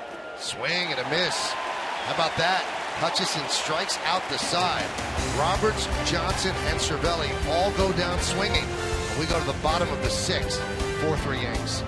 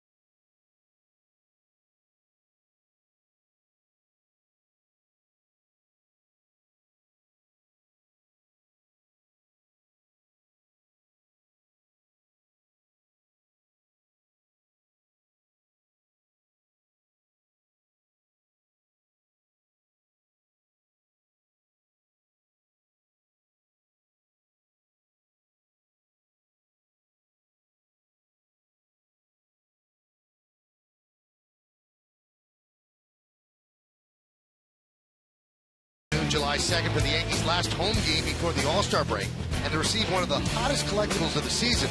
It's Lou Gehrig Bobblehead Day, the second one in the 2014 collectible series presented by AT&T for the first 18,000 guests in attendance. For tickets, log on to Yankees.com, visit the Yankee Stadium ticket window, Yankees clubhouse shops, or call Ticketmaster at 877-469-9849.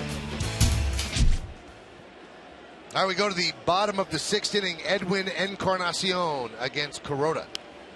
Fouls back the first pitch, 0-1. Encarnacion struck out looking in the first and then singled through the hole on the right side in the fourth. And you can see what they've done, John. They've changed the shift. It's not three infielders on the left side now. They actually have Roberts on the second base side of the bag.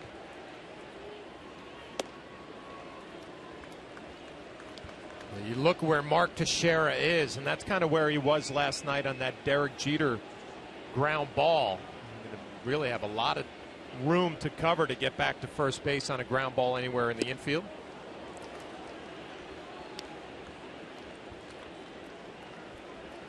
Count 1-2.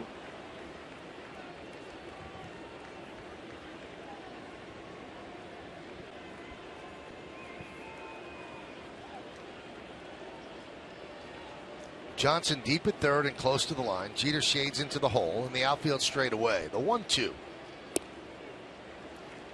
2-2.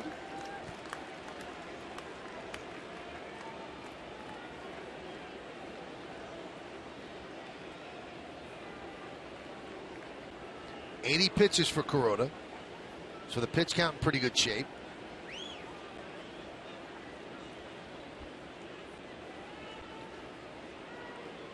And the 2-2. Still 2-2.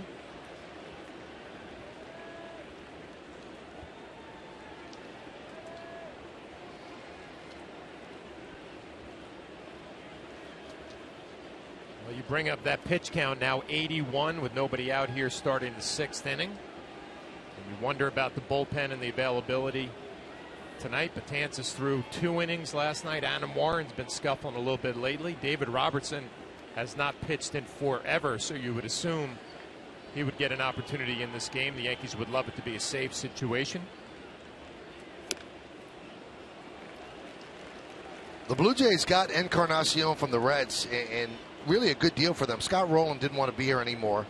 They traded him to Cincinnati, and they got Encarnacion and 2 right-handed pitchers, Josh Renicky and Zachary Stewart.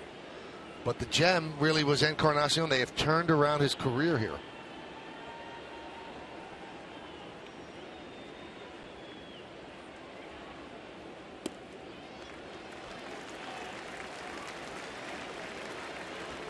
It was at the trade deadline in 2009. Rowland goes to Cincinnati, and Encarnacion, the key figure here, plays first and third.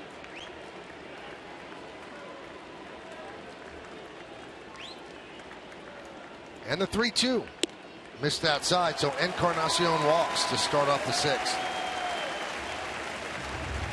Friday night on Yes, the Yankees are back home in the Bronx to begin an exciting division battle with the world champion Boston Red Sox. Live coverage gets underway at 6 with outing batting practice today, and then the Tri-State Ford pregame. Then we're back with the call of Game 1 only on Yes.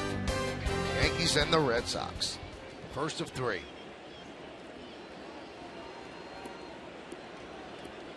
That's a difference right there with Encarnacion and some other sluggers. The ability to take a walk. Batting average respectable. Wasn't a terrible pitch. 3-2, a slider just off the plate. He takes his walk, and now you pass the baton to Navarro.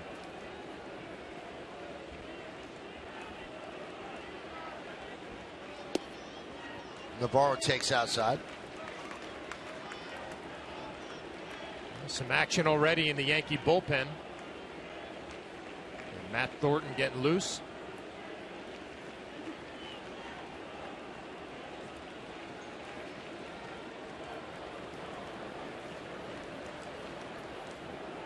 Matt Thornton is up.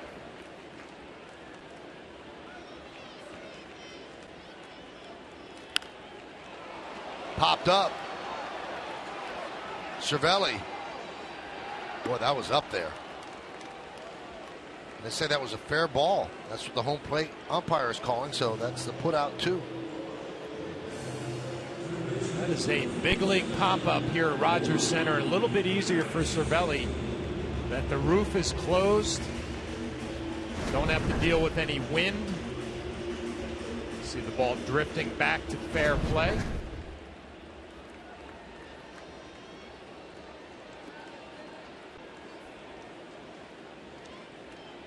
Here's Juan Francisco.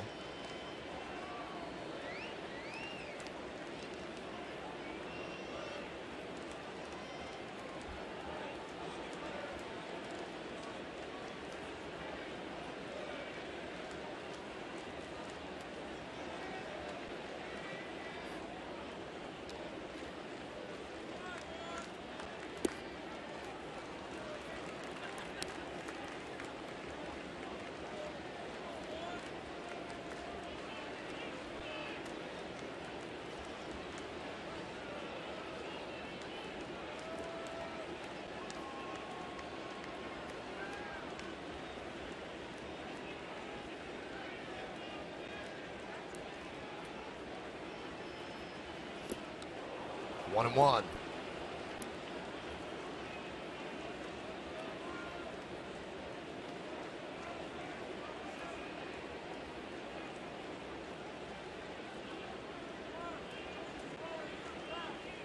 Well, the Yankees still shifting against Francisco. Slapped a base hit the other way, his first at bat.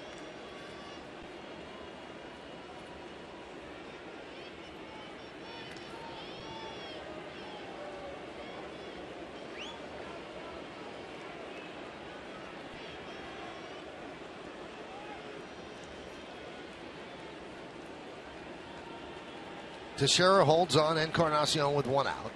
1-1 count. Yankees lead by 1, bottom of the 6th. 2-1.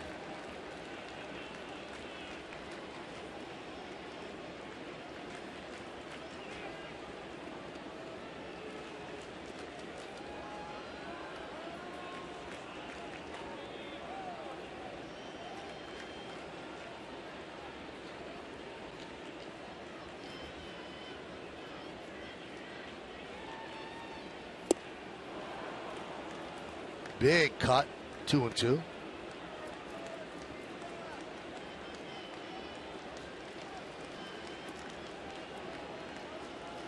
Francisco with 12 home runs coming into this game, so obviously has some power. Those first 2 swings, he was thinking about a 2-run home run, giving the Blue Jays a lead. See if he cuts down on it a little bit here with 2 strikes. Let's see if this is 2. There's 1. Not in time. So the force out is 4-5 because Kelly Johnson took the throw. And Francisco reaches on the fielder's choice. Good job by Kuroda getting the ground ball and the possibility of a double play. As you see Roberts throw it to Johnson, it's kind of awkward how Johnson has to get to the bag and then try to turn the double play. Obviously has no momentum going towards first base and doesn't have a lot on the throw, and Francisco beats it out.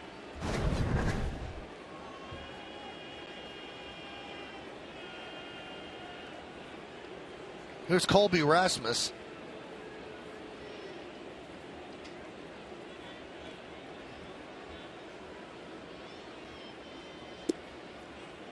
And a strike. 92 pitches for Kuroda.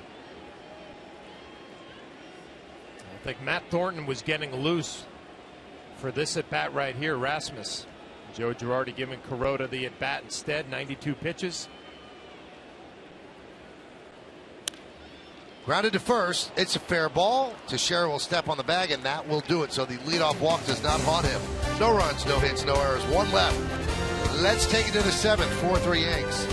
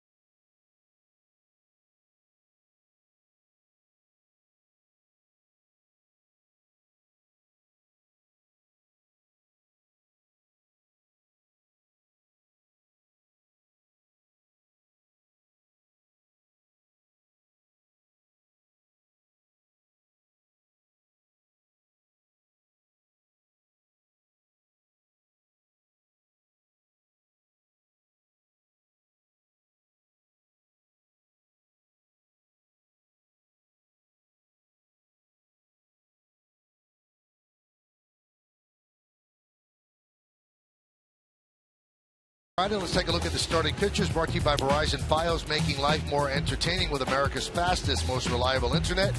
That's powerful. Brandon Workman will go for the Red Sox, 1-0, 2.88. Vidal Nuno goes for the Yanks, 1-4, 5.88. Has not pitched well at the stadium. We'll try to turn that around. Coverage begins at 6 p.m. on Yes. John Gibbons makes the Verizon call to the bullpen. So Drew Hutchison is done. And now they will bring in Rob Rasmussen. This will be a 6th game.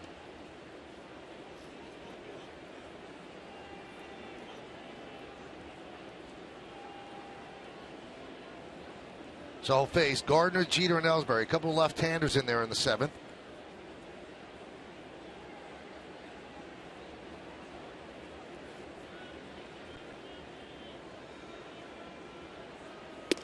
And Rasmussen deals high.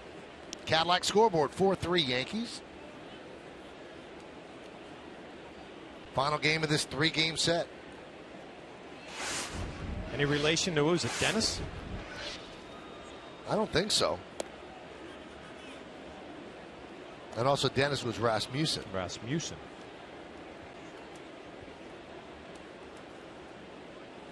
Dennis was a pretty good pitcher. Left-hander as well, right? Yeah, big, tall lefty.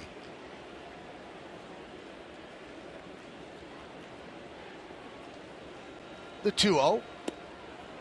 There's a strike, 2-1.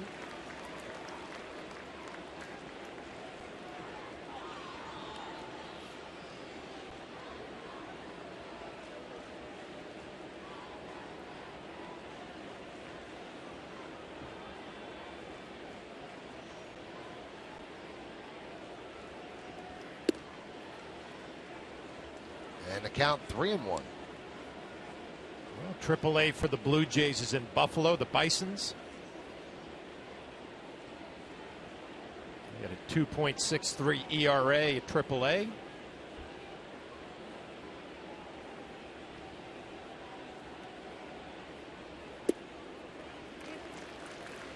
Buffalo about 90 minutes from here. Totally different now. All these AAA teams, they like to get them as close as possible to the big league setup. Makes sense.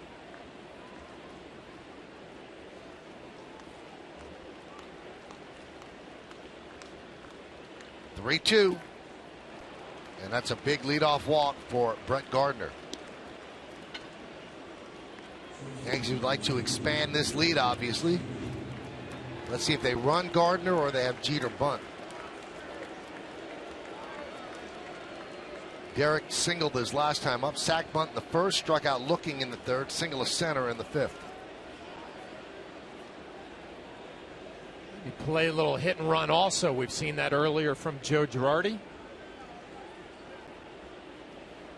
Birthday sign 1 day early.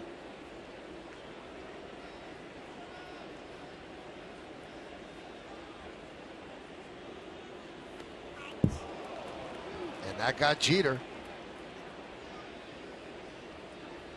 And he's talking with Navarro, so Jeter's going to take first. No way to celebrate a birthday. And Pete Walker out to talk to Rasmussen.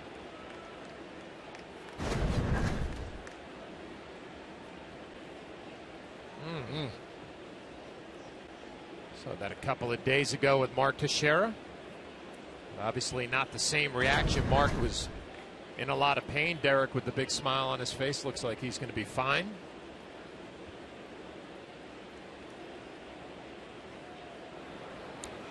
Sergio Santos is up. Also driving manager crazy and a pitching coach, Pete Walker, going out to the mound. A young lefty, or any young reliever coming out of the bullpen. You walk the leadoff hitter, you hit Derek Jeter next, and now you're in a lot of trouble. 1st and 2nd, nobody out.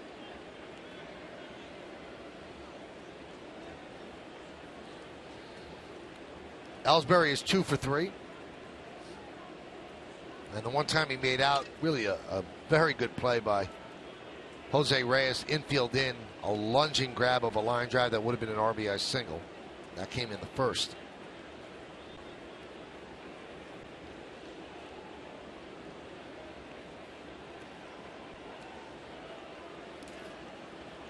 That one gets away from Navarro. Runners stay put. John, do you understand why they're playing for a bunt with the number 3 hitter at the plate? I do not understand it. Brett Gardner did not get a good read on that ball in the dirt. Got by Navarro. Would have gotten to third base easily, but I think Navarro blocked out Gardner. See Brett with the secondary lead. The ball scoots by. Brett doesn't get a good look at it. Not able to advance.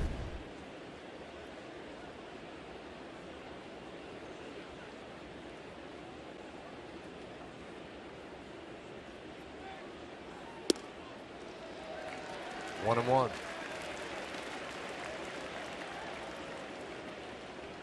Yankees' best hitter hitting against southpaws is Jacoby Ellsbury, hitting .314. It's really not surprising watching him hit. Uses the whole field and lets the ball travel so deep towards home plate. Got a big hole between shortstop and third for Jacoby. We saw him go that way last night.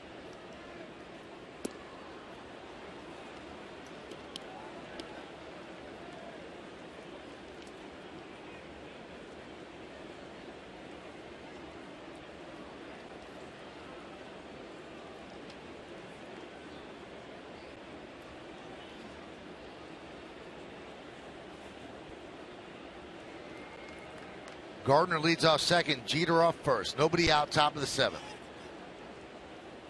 And just a bit high as Gardner will go to third. It bounded back to Navarro, so Jeter stays put. I think there was a little confusion with the left-hander.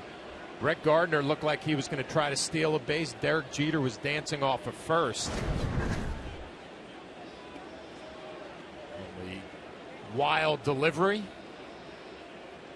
Derek Jeter still at first base. Not quite sure why he didn't advance.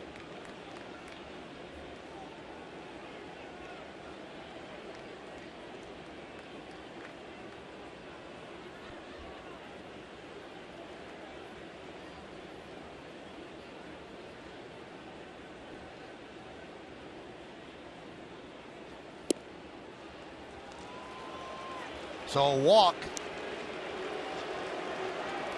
to Ellsbury. Bases are loaded. John Gibbons comes out. They'll call in Santos to pitch to Teixeira.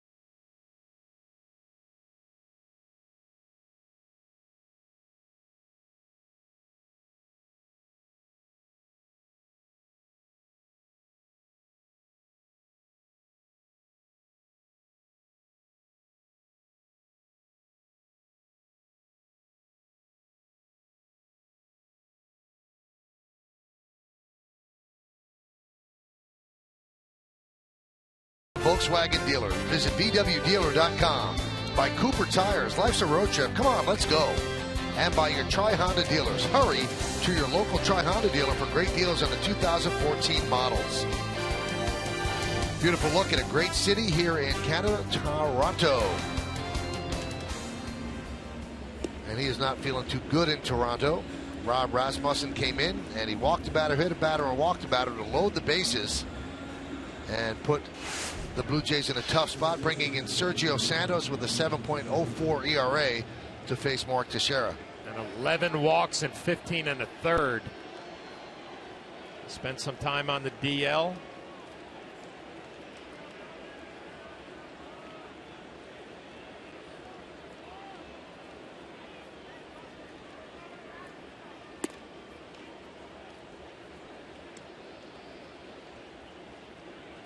The Yankees all set to blow this one open right here in the 7th. Bases loaded, nobody out. Mark Teixeira, followed by Beltran.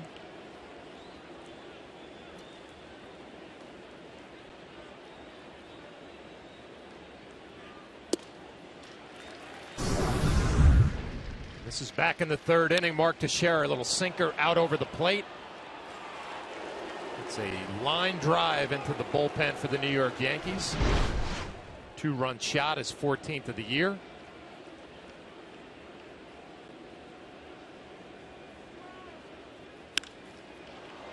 High fly ball, center field. That should get in Gardner. Rasmus settles underneath it, makes the play. He'll make the throw to 3rd to hold Jeter at 2nd. It's a sac fly for Teixeira, and the Yankee lead is now 5-3. Well, good job by Mark. Obviously, you want to drive in a few. Driving a ball to the gap, most important thing, get that runner in from 3rd. You tack on run here in the 7th. Just wanted to keep that ball off the ground, which he did.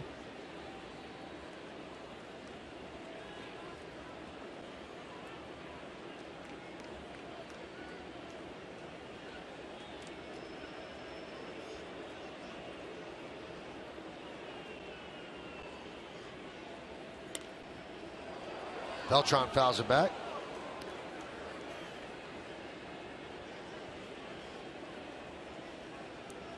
Santos has thrown 3 1/3 innings, now 3 2/3 since coming off the DL. He's not allowed a run. His numbers before going on the disabled list were inflated.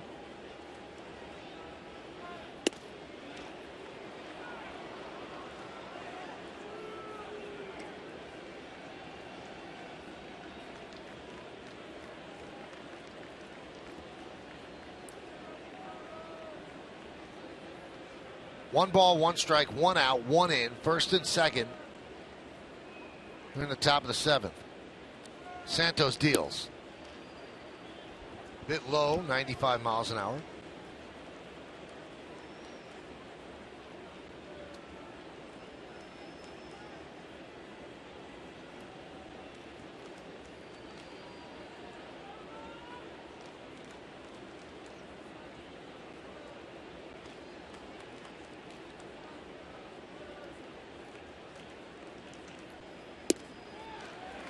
Nice pitch for a strike. 2-2. Good off-speed pitch. Looked like a changeup and a fastball. Count 2-1. Beltran looking for the fastball. He gets a changeup down and in.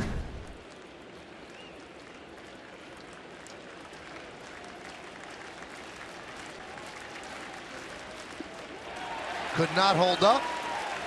And Beltran down on strikes. You can see Santos has good stuff. 95 with the fastball. We just talked about the changeup. Now a curveball down in the dirt gets the check swing. What a job this would be for the Blue Jays if Santos gets out of here with just 1 run. Coming in with the bases loaded, nobody out. Trying to finish the deal here against Ichiro.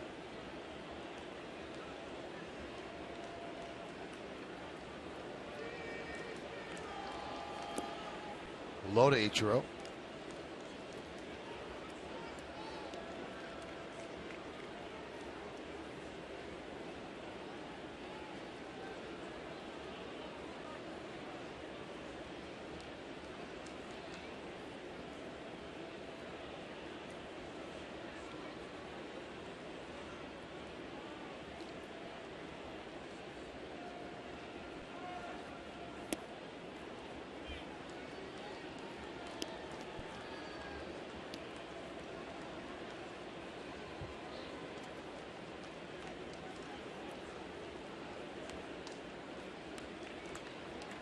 (5-3) Yankees trying to stop a 4-game losing streak. Ichiro's 0 for 3 tonight. And the count 3-0.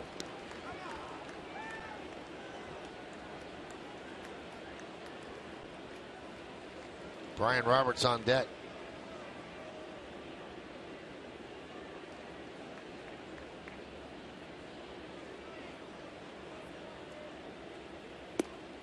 And a strike. Well, Ichiro taking 3-0. We'll be looking for something to hit here. 3-1. Probably will get a fastball again.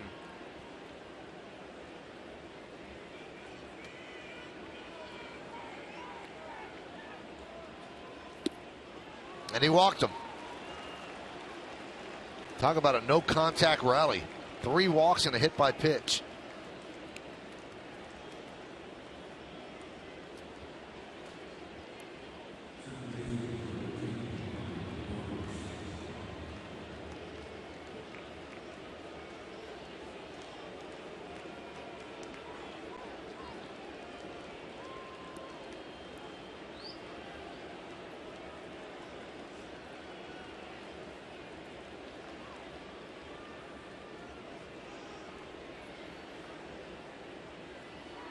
Look at the numbers with the bases loaded. They jump out at you. 359 with 6 grand slams. For a guy who's not really a home run hitter. The pitch high, 1-0. Well, the biggest thing for any hitter in this situation, realizing the pitcher is in trouble. He's got to come to you, pick out a pitch or pick out a zone. If you get it, don't miss it.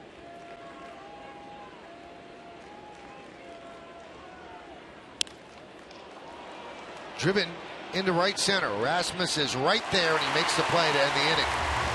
Yankees get a run, though, on no hits, and the bases are left loaded. Time for the 7th inning stretch. Yankees 5, Blue Jays 3.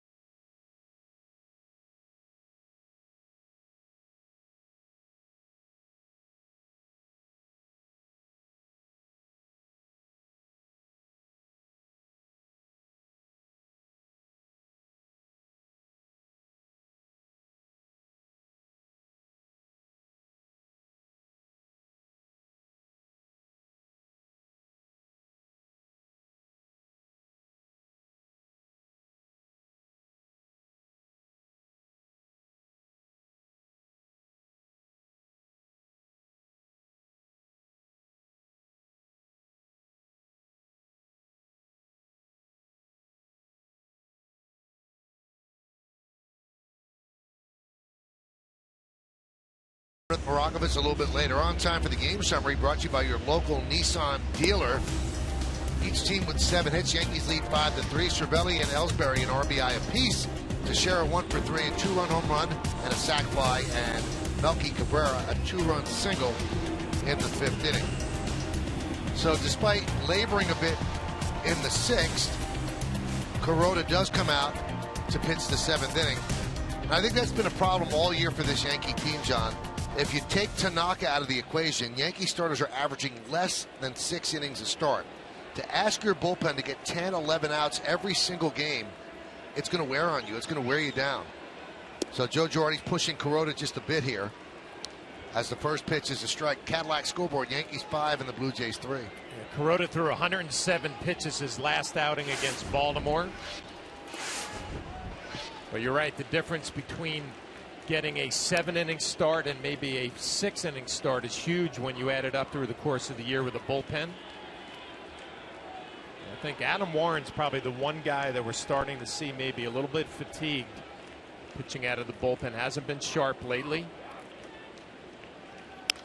Line drive. There's a base hit to right center. Ellsbury cuts it off in the gap, holds Kawasaki to a single. Leadoff single here in the seventh. We go back to the studio. Ryan Rucco with another update.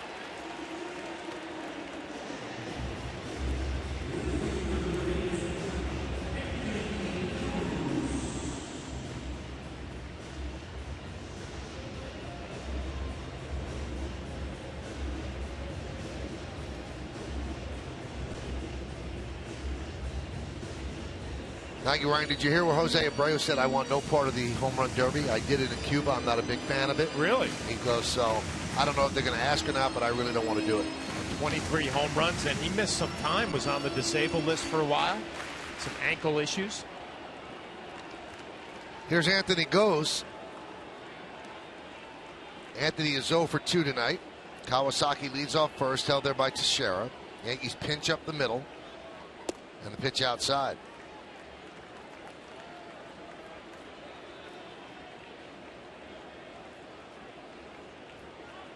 So Thornton and Kelly getting ready.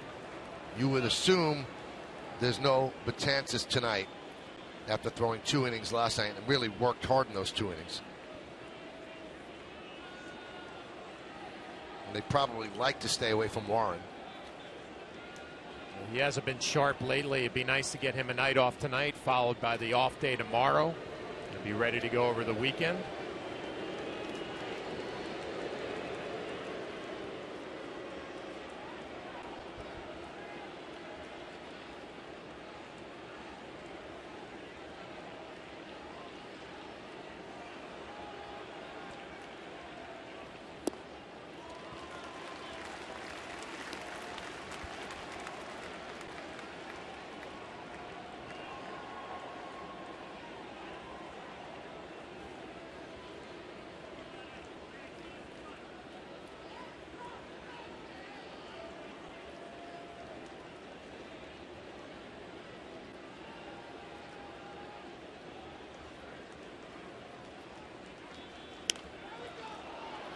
Two and one.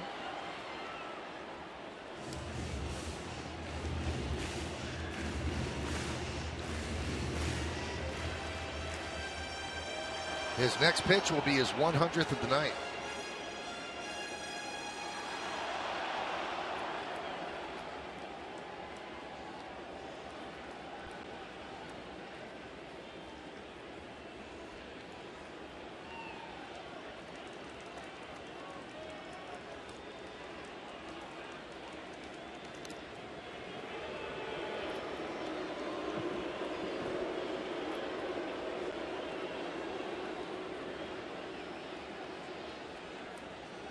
Kuroda really taking a lot of time between pitches.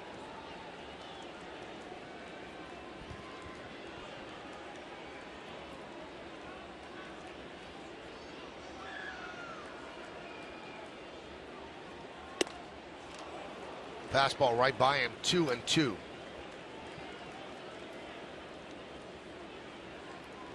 Well, as high as 108, he averages 96.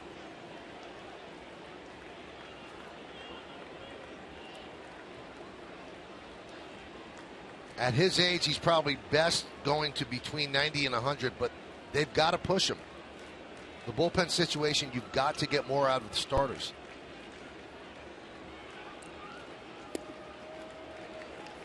The count 3-2. Boy, what a big pitch this is coming right now. We'll see if Kawasaki is running. Reyes is on deck. If you're Kuroda, you're feeling the heat a little bit here. You got to get the number 9 hitter out in the lineup.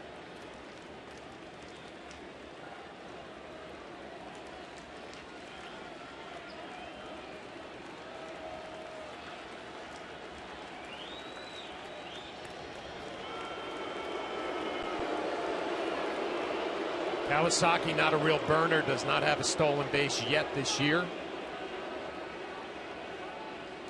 Does John Gibbons trust his number 9 hitter to put the ball in play?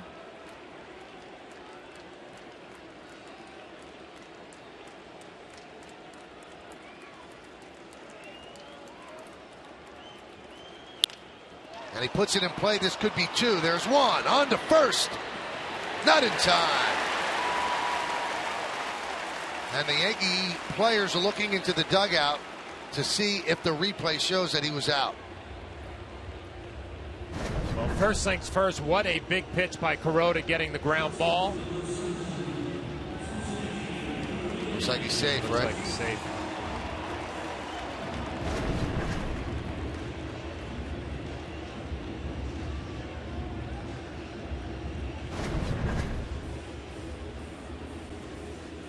Another look.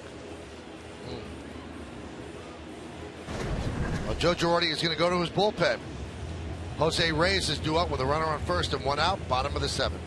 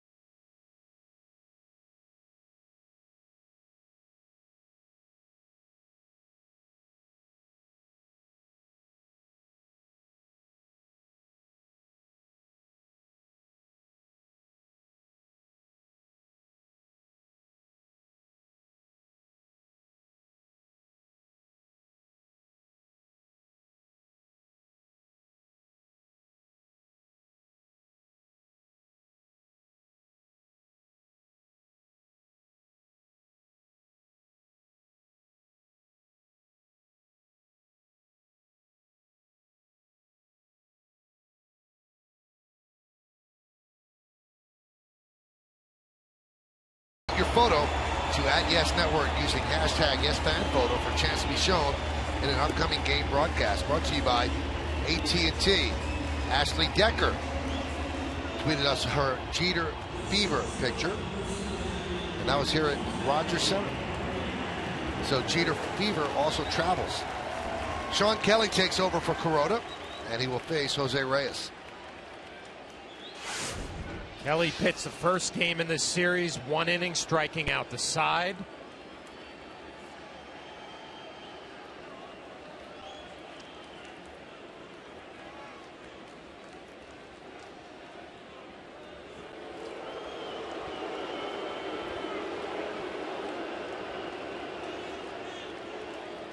Sixth and third innings for Kuroda. The runner at first, his responsibility. 8 hits, 3 runs, 2 walks, 4 strikeouts.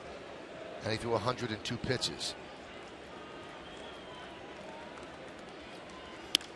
And there's a base hit to left field.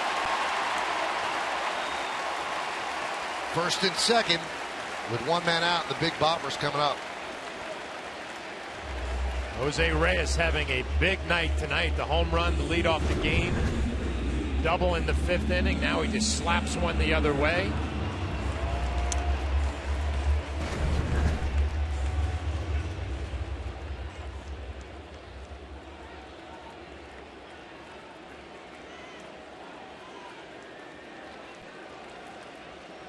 Now Cervelli in front of the plate, giving defensive signals. Melky Cabrera with a big hit his last time up. A 2-run single, having a good year. He's 2 for 3 in this game.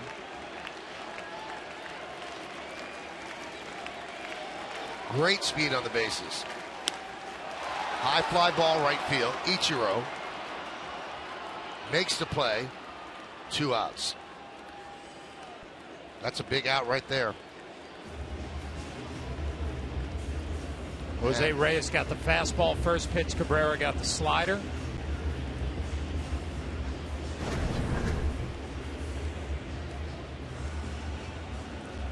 And Adam Lind is going to get Matt Thornton. Thornton will come on to get Lind. First and second. 2 men out. Yankees up by 2.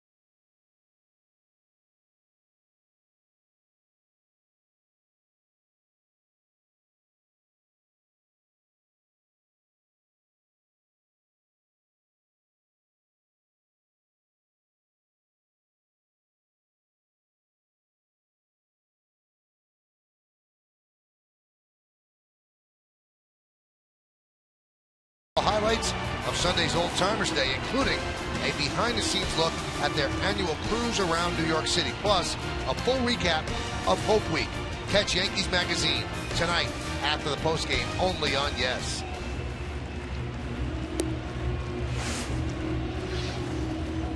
Matt Thornton, his 32nd game, and they need him to get Adam Lind. Really a very easy decision for Joe Girardi. Lind hitting 111 against left-handed pitching this year as opposed to 375. Matt Thornton, that is your responsibility and your job to get this left-hander out.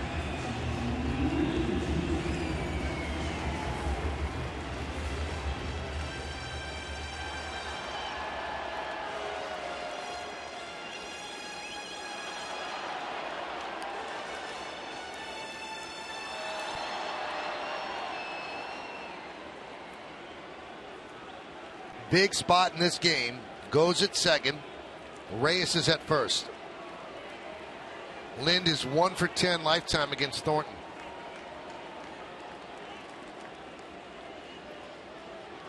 Runner goes.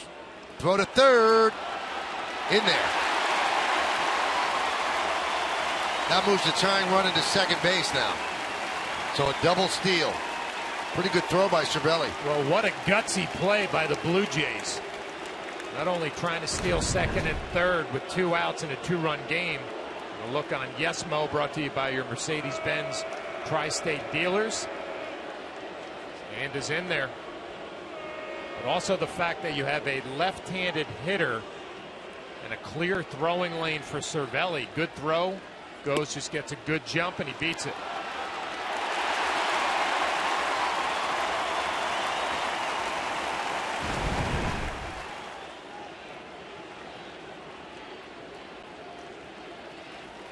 That was gutsy, and they had 2 of their fastest runners on the bases.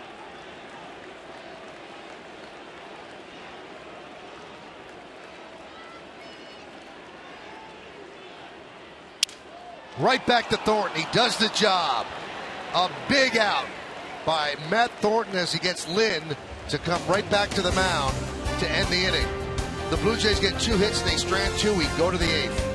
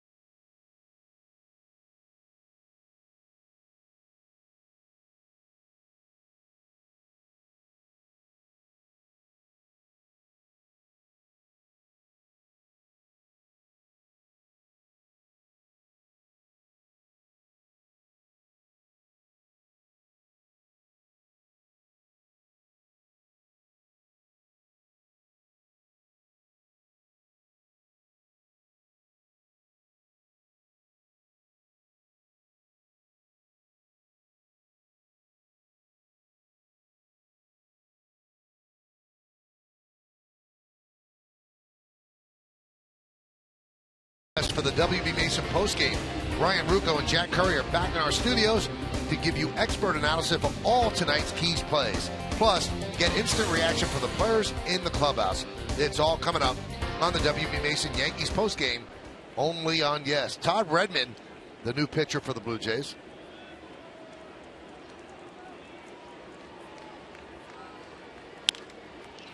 And Kelly Johnson grounds a single to right field. First pitch. A leadoff single here in the 8th.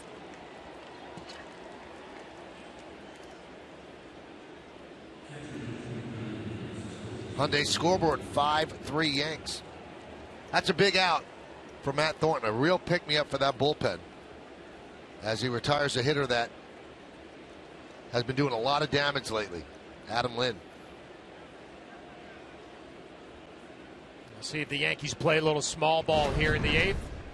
We'll take another look at the Matt Thornton play. Jams him with a fastball. And then he's going to run over the underhand flip. Mark Teixeira makes sure.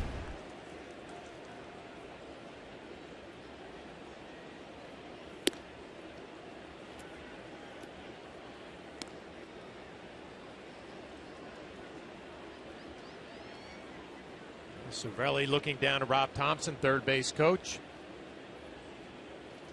We've seen the hit and run earlier from Cervelli.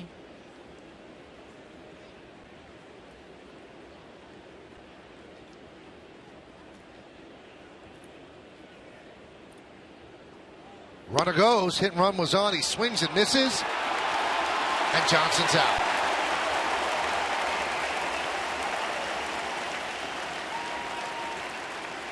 So they tried to hit and run, but Cervelli could not make contact. Well, the hit and run is a great play when it's executed properly. This looked like a fastball off the plate. Cervelli just tries to slap at it. He cannot. Johnson thrown out by a long ways. Good throw by Navarro. Responsibility of the hitter to put the ball in play. When he doesn't, it's an easy play for the catcher.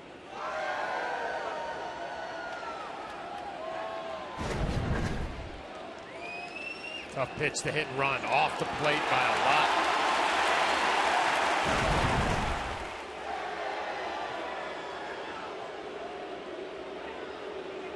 Don't know if they saw something on their replay. We'll take another look to see if they did see anything. Did he miss the tag? No, I think he got him. Well, I wouldn't want to challenge on that. Tag right there.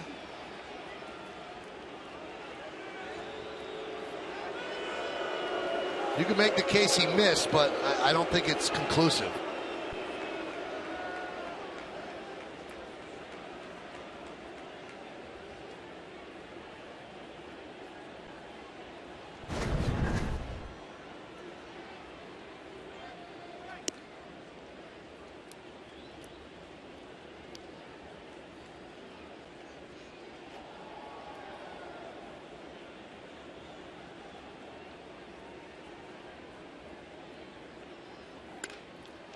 High fly ball, right field.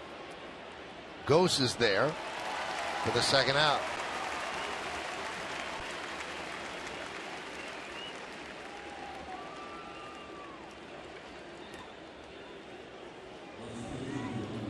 So 2 down, that'll bring up Brett Gardner. Gardner 1 for 3. He doubled in the first, walked in the 7th, and came around to score the Yankees' 5th run.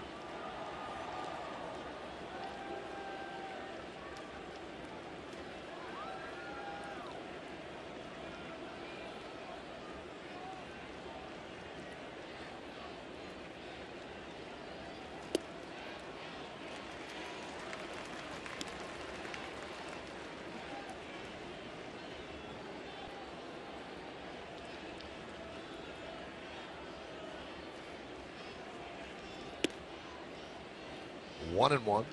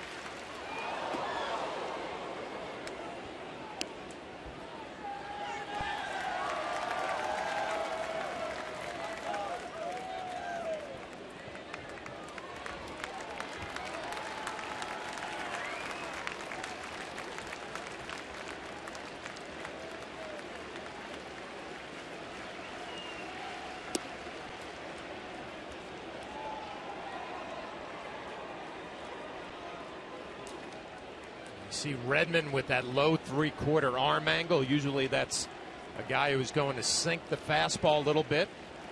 His fastball actually has some rise as it gets to home plate. Pitches up in the zone. And the count is full at 3-2.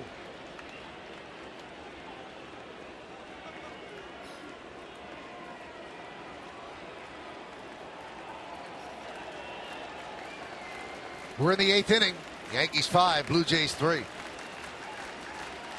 And the payoff to Gardner. Strike 3. Gardner down looking. No runs a hit, no errors, and nobody left on base. We go to the bottom of the 8th inning. 5-3 Yanks.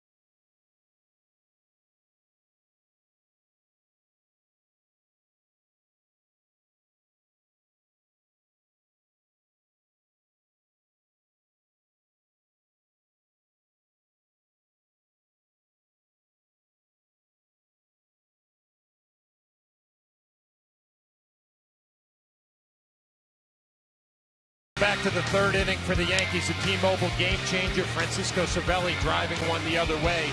That gets the Yankees on the board. Jacoby Ellsbury is shot right back up the middle. That's going to score Cervelli. Mark Teixeira comes up next. 2-run bomb to right field. Those plays in the 3rd inning. Your T-Mobile game changers. And Joe Girardi goes to Adam Warren. Loser in last night's game. Now, the throwing error actually caused it, but remember, he did give up a double to Reyes to open up the bottom of the 9th inning. Had a tough outing Sunday against Baltimore at Yankee Stadium, giving up 4 earned runs. He's looking to settle down here in the 8th inning. Hyundai scoreboard 5-3 Yanks. There's a breaking ball strike. Yankees playing deep at third. Johnson's close to the line. Jeter's in the hole. Robert shades up the middle, and you could see Teixeira way off the line at first.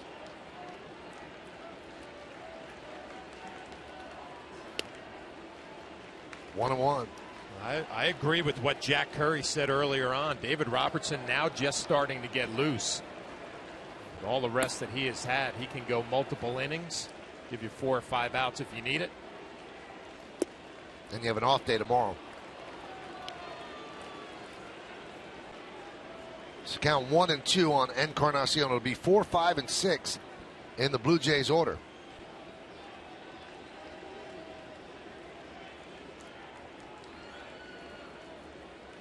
The 1-2.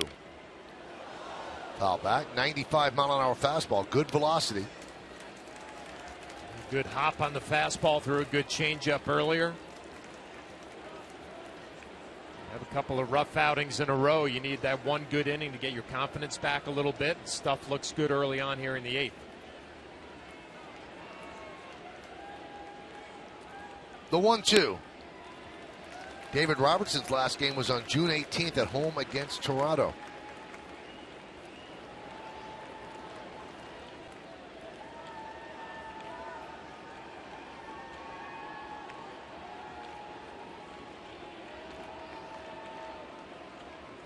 2-2. Backhanded by Jeter. The long throw got him. Good play by Jeter. We'll check in with Ryan Ruocco in the studio for an update.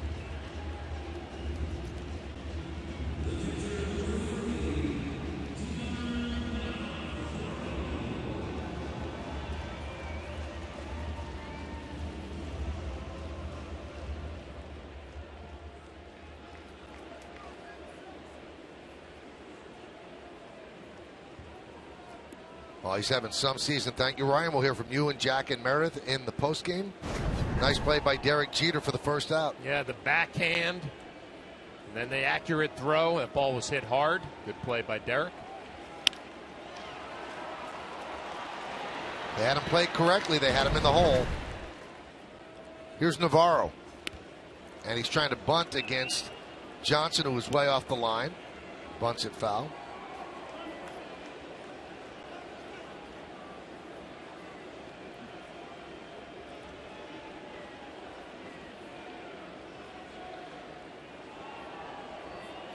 Johnson still staying back. Navarro wants to do it again. It looks like the Yankees will give it to him. Now he's going to creep in a little bit.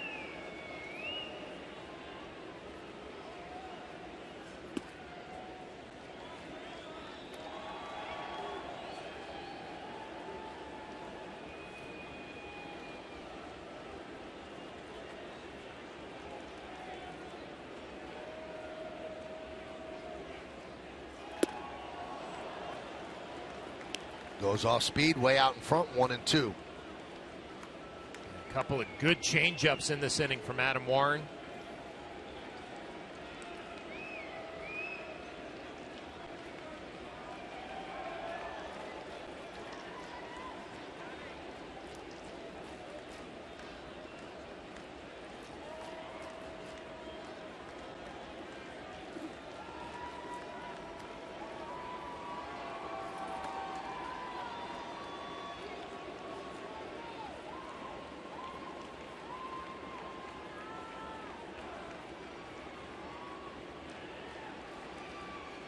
The 1-2. A base hit to right field. 1 on, 1 out. And Juan Francisco will come up.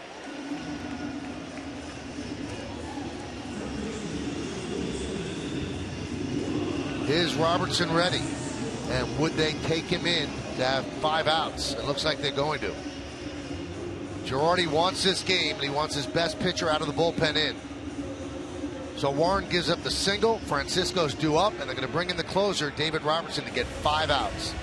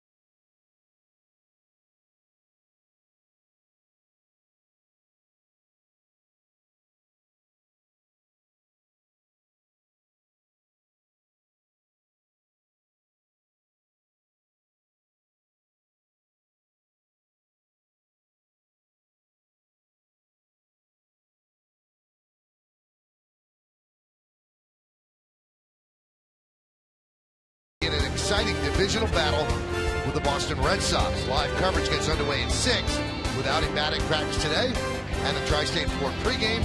Then we're back with the call of Game 1, only on Yes. So Joe Girardi says to David Robertson, get me 5 outs. Get me the final 2 here in the 8th, and then get me the 3 in the 9th. This will be his 26th game. He has not pitched in a week. 17 of 19 in save situations, and a 3.28 ERA. 44 strikeouts in 24 and 2/3 innings. Well, the good news, when you have not pitched in a week, you are going to be fresh and well rested.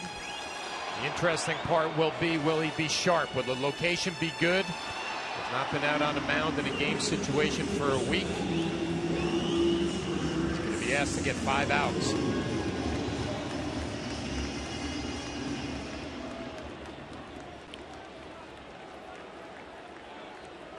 One infielder on the left side as they shift for the lefty swinging Francisco.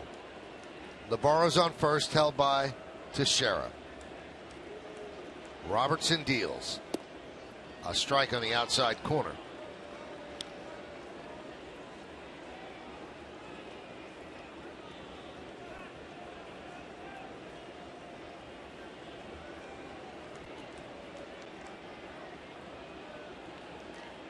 And the 0-1. Fastball moving a lot, goes inside, and the count 1-1. Ball looked like it had a lot of plate, though. Cervelli setting up away, and I know it cut, and it was middle in. Just because you're setting up away, that ball's a strike. Doesn't look good when you miss your target by that much, but it was across the plate. Cervelli wanted that one, 2 in the count, 2-1. Going with the curveball, it comes around the plate. That ball's off the plate.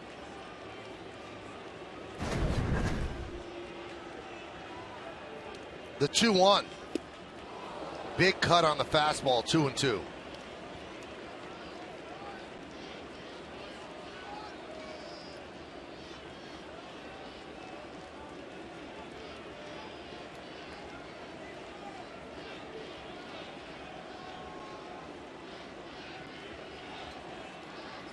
Swing and a miss, he got him. Francisco down on strikes against Robertson, 2 away.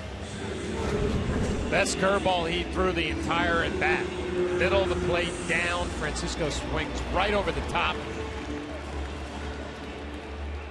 Good start for David Robertson after not pitching for a week. Stuff looks good. Location is pretty good. Big first out.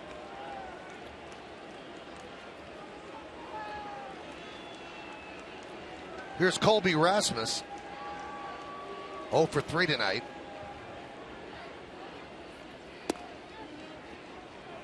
Yankees are playing behind Navarro at first, guarding against an extra base hit with the lefty swinging Rasmus.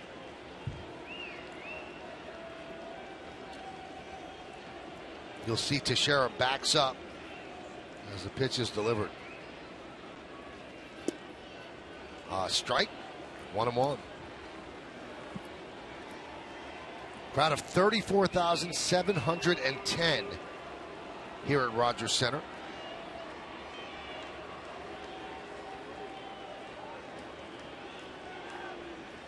And the 1-1.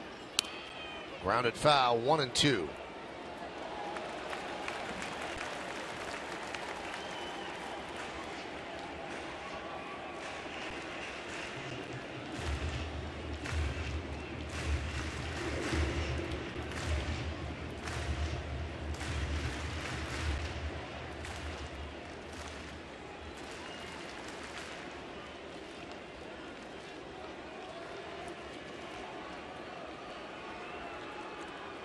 And the 1-2 pitch. Swing and a miss. So he gets 2 of the 5 outs he's going to need and gets out of the 8th inning. No runs a hit. No errors and 1 man left. We go to the 9th inning. Yankees trying to break a 4-game losing streak. They lead 5-3.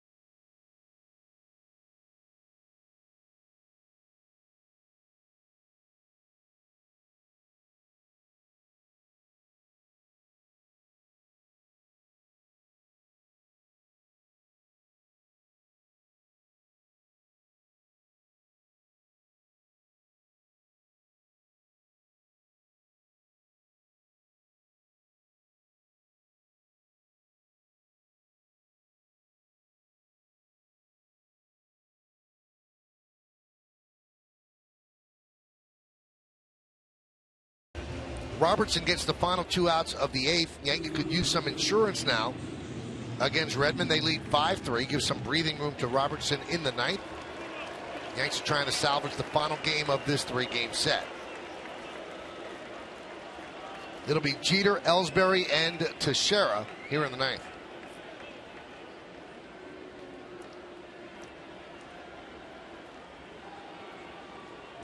Derek was hit by a pitch his last time up in the 7th. 1 for 2 with a sac bunt. Breaking ball strike from Redmond.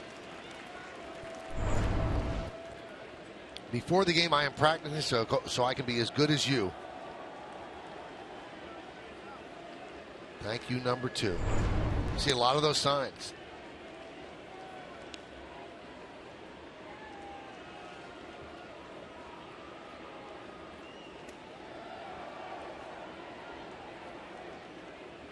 The 1-1. 2-1. Wow, first time out of his country just to see the Yankees.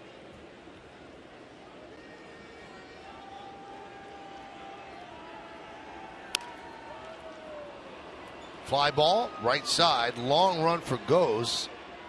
Wow. How could he not get to that ball? He gave up on it.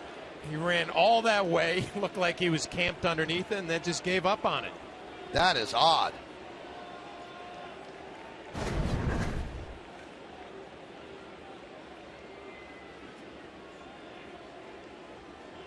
Get a good look from this angle right here, and he just pulls up. I don't understand that.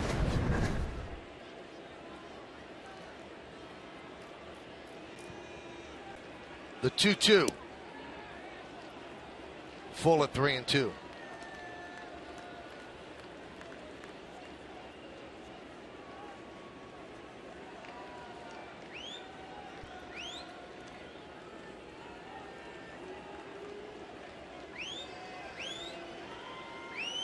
The 3-2. Fly ball right center. Colby Erasmus is there. He'll put it away. So Derek does not take advantage of his second chance.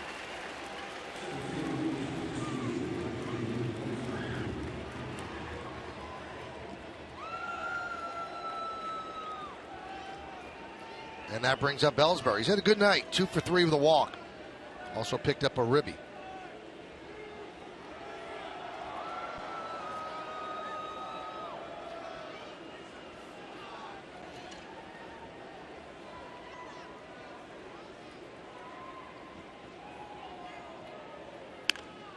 And an even better night. A third hit for Ellsbury. The only time he was retired, he hit a bullet and a real nice play by Reyes in the first inning that took away an RBI. Well, this is what we saw from Ellsbury early on in the year. Then he went through a few struggles, but he is back.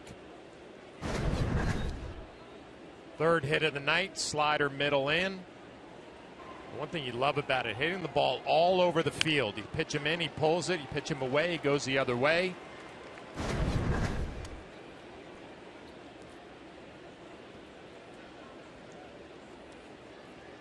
Here's Teixeira.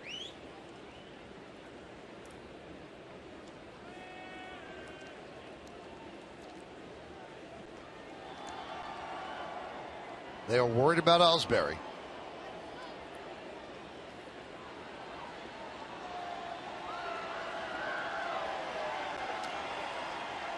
Now the difference between Ellsbury and Gardner is Ellsbury runs right away. Gardner really takes a while to size up a pitcher and feel comfortable before he goes. Ellsbury just goes.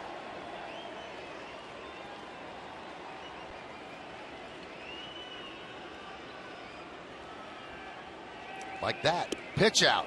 Throw to second. Got him. Well, they guessed right. And Navarro connects with Reyes to throw out Ellsbury. Well, Navarro having a good night throwing. The failed hit and run. He threw out Kelly Johnson. Here he gets Ellsbury on the pitch out and a perfect throw. That's debatable whether the foot got in the second base underneath the tag. I think it did. I think he's safe.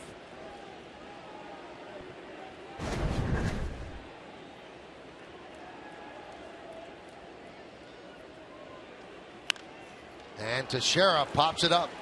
Shallow center. Rasmus is there and puts it away for the final out. No runs a hit, no errors because of the caught stealing. Nobody left. Bottom of the ninth coming up against David Robertson.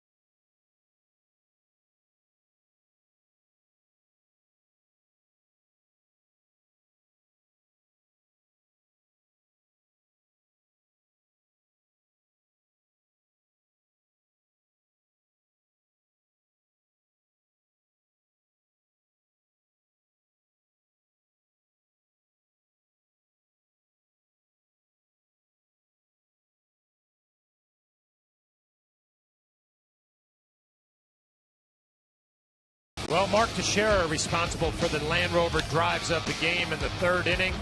A two-run shot, his 14th home run of the year. Later on in the seventh, a sacrifice fly to center field. And 3 RBIs on the night. Those 2 shots are your Land Rover drives of the game.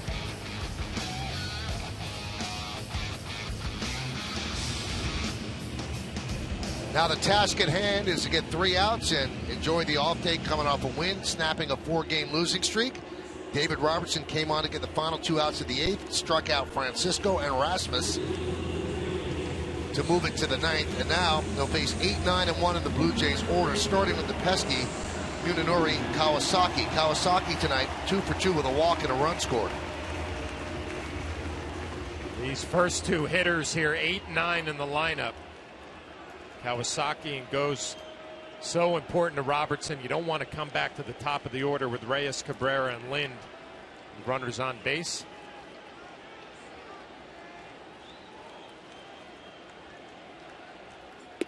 Robertson has not pitched in a week. Last time he pitched was at the stadium against these Blue Jays. And he starts Kawasaki off with a strike. Kuroda started, then Kelly, Thornton, Warren, and now Robertson. And a strike, 0-2. When you have a reliever who hasn't pitched in a week, you worry about his control. That has not been a problem so far with Robertson. 2 strikeouts in the 8th. Bounces the breaking ball up there.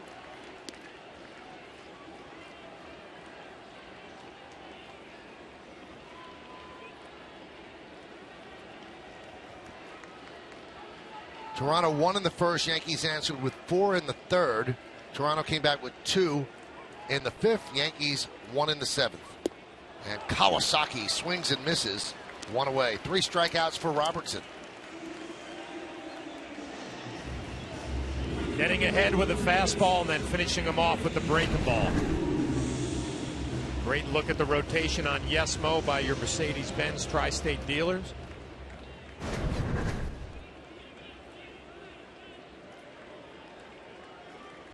Here's Anthony Goes.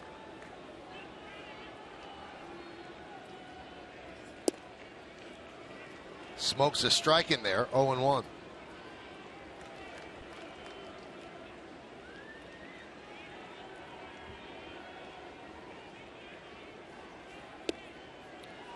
The breaking ball for a strike, 0-2. Everything clicking for Robertson right now.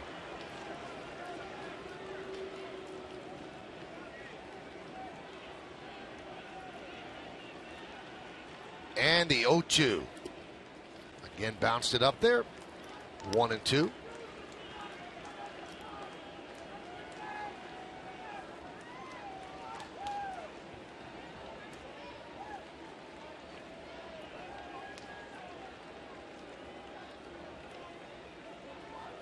And the pitch. 94 miles an hour upstairs, 2-2.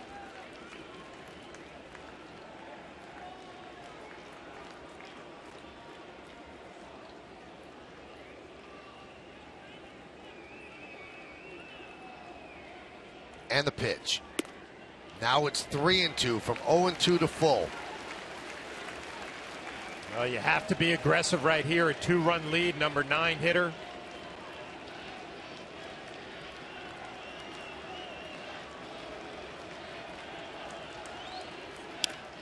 Grounded to third. Nice play by Johnson, and he gets the speed he goes for the second out. Yankees 1 out away. Nice job by Robertson forcing contact, fastball right down the middle. Nice play by Johnson going to his left, and then the good throw. What a job by the Yankee bullpen if David Robertson can seal the deal here. Kelly, Thornton, Warren, now David Robertson. Well, Reyes has been a pest all day. Home run, double, single, stolen base, 2 runs scored, RBIs. And he grounded out the second once.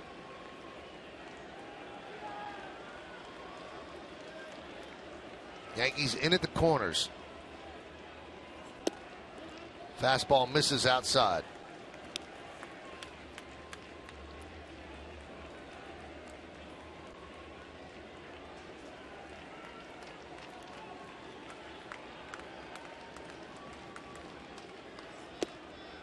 There's a strike, 1-1.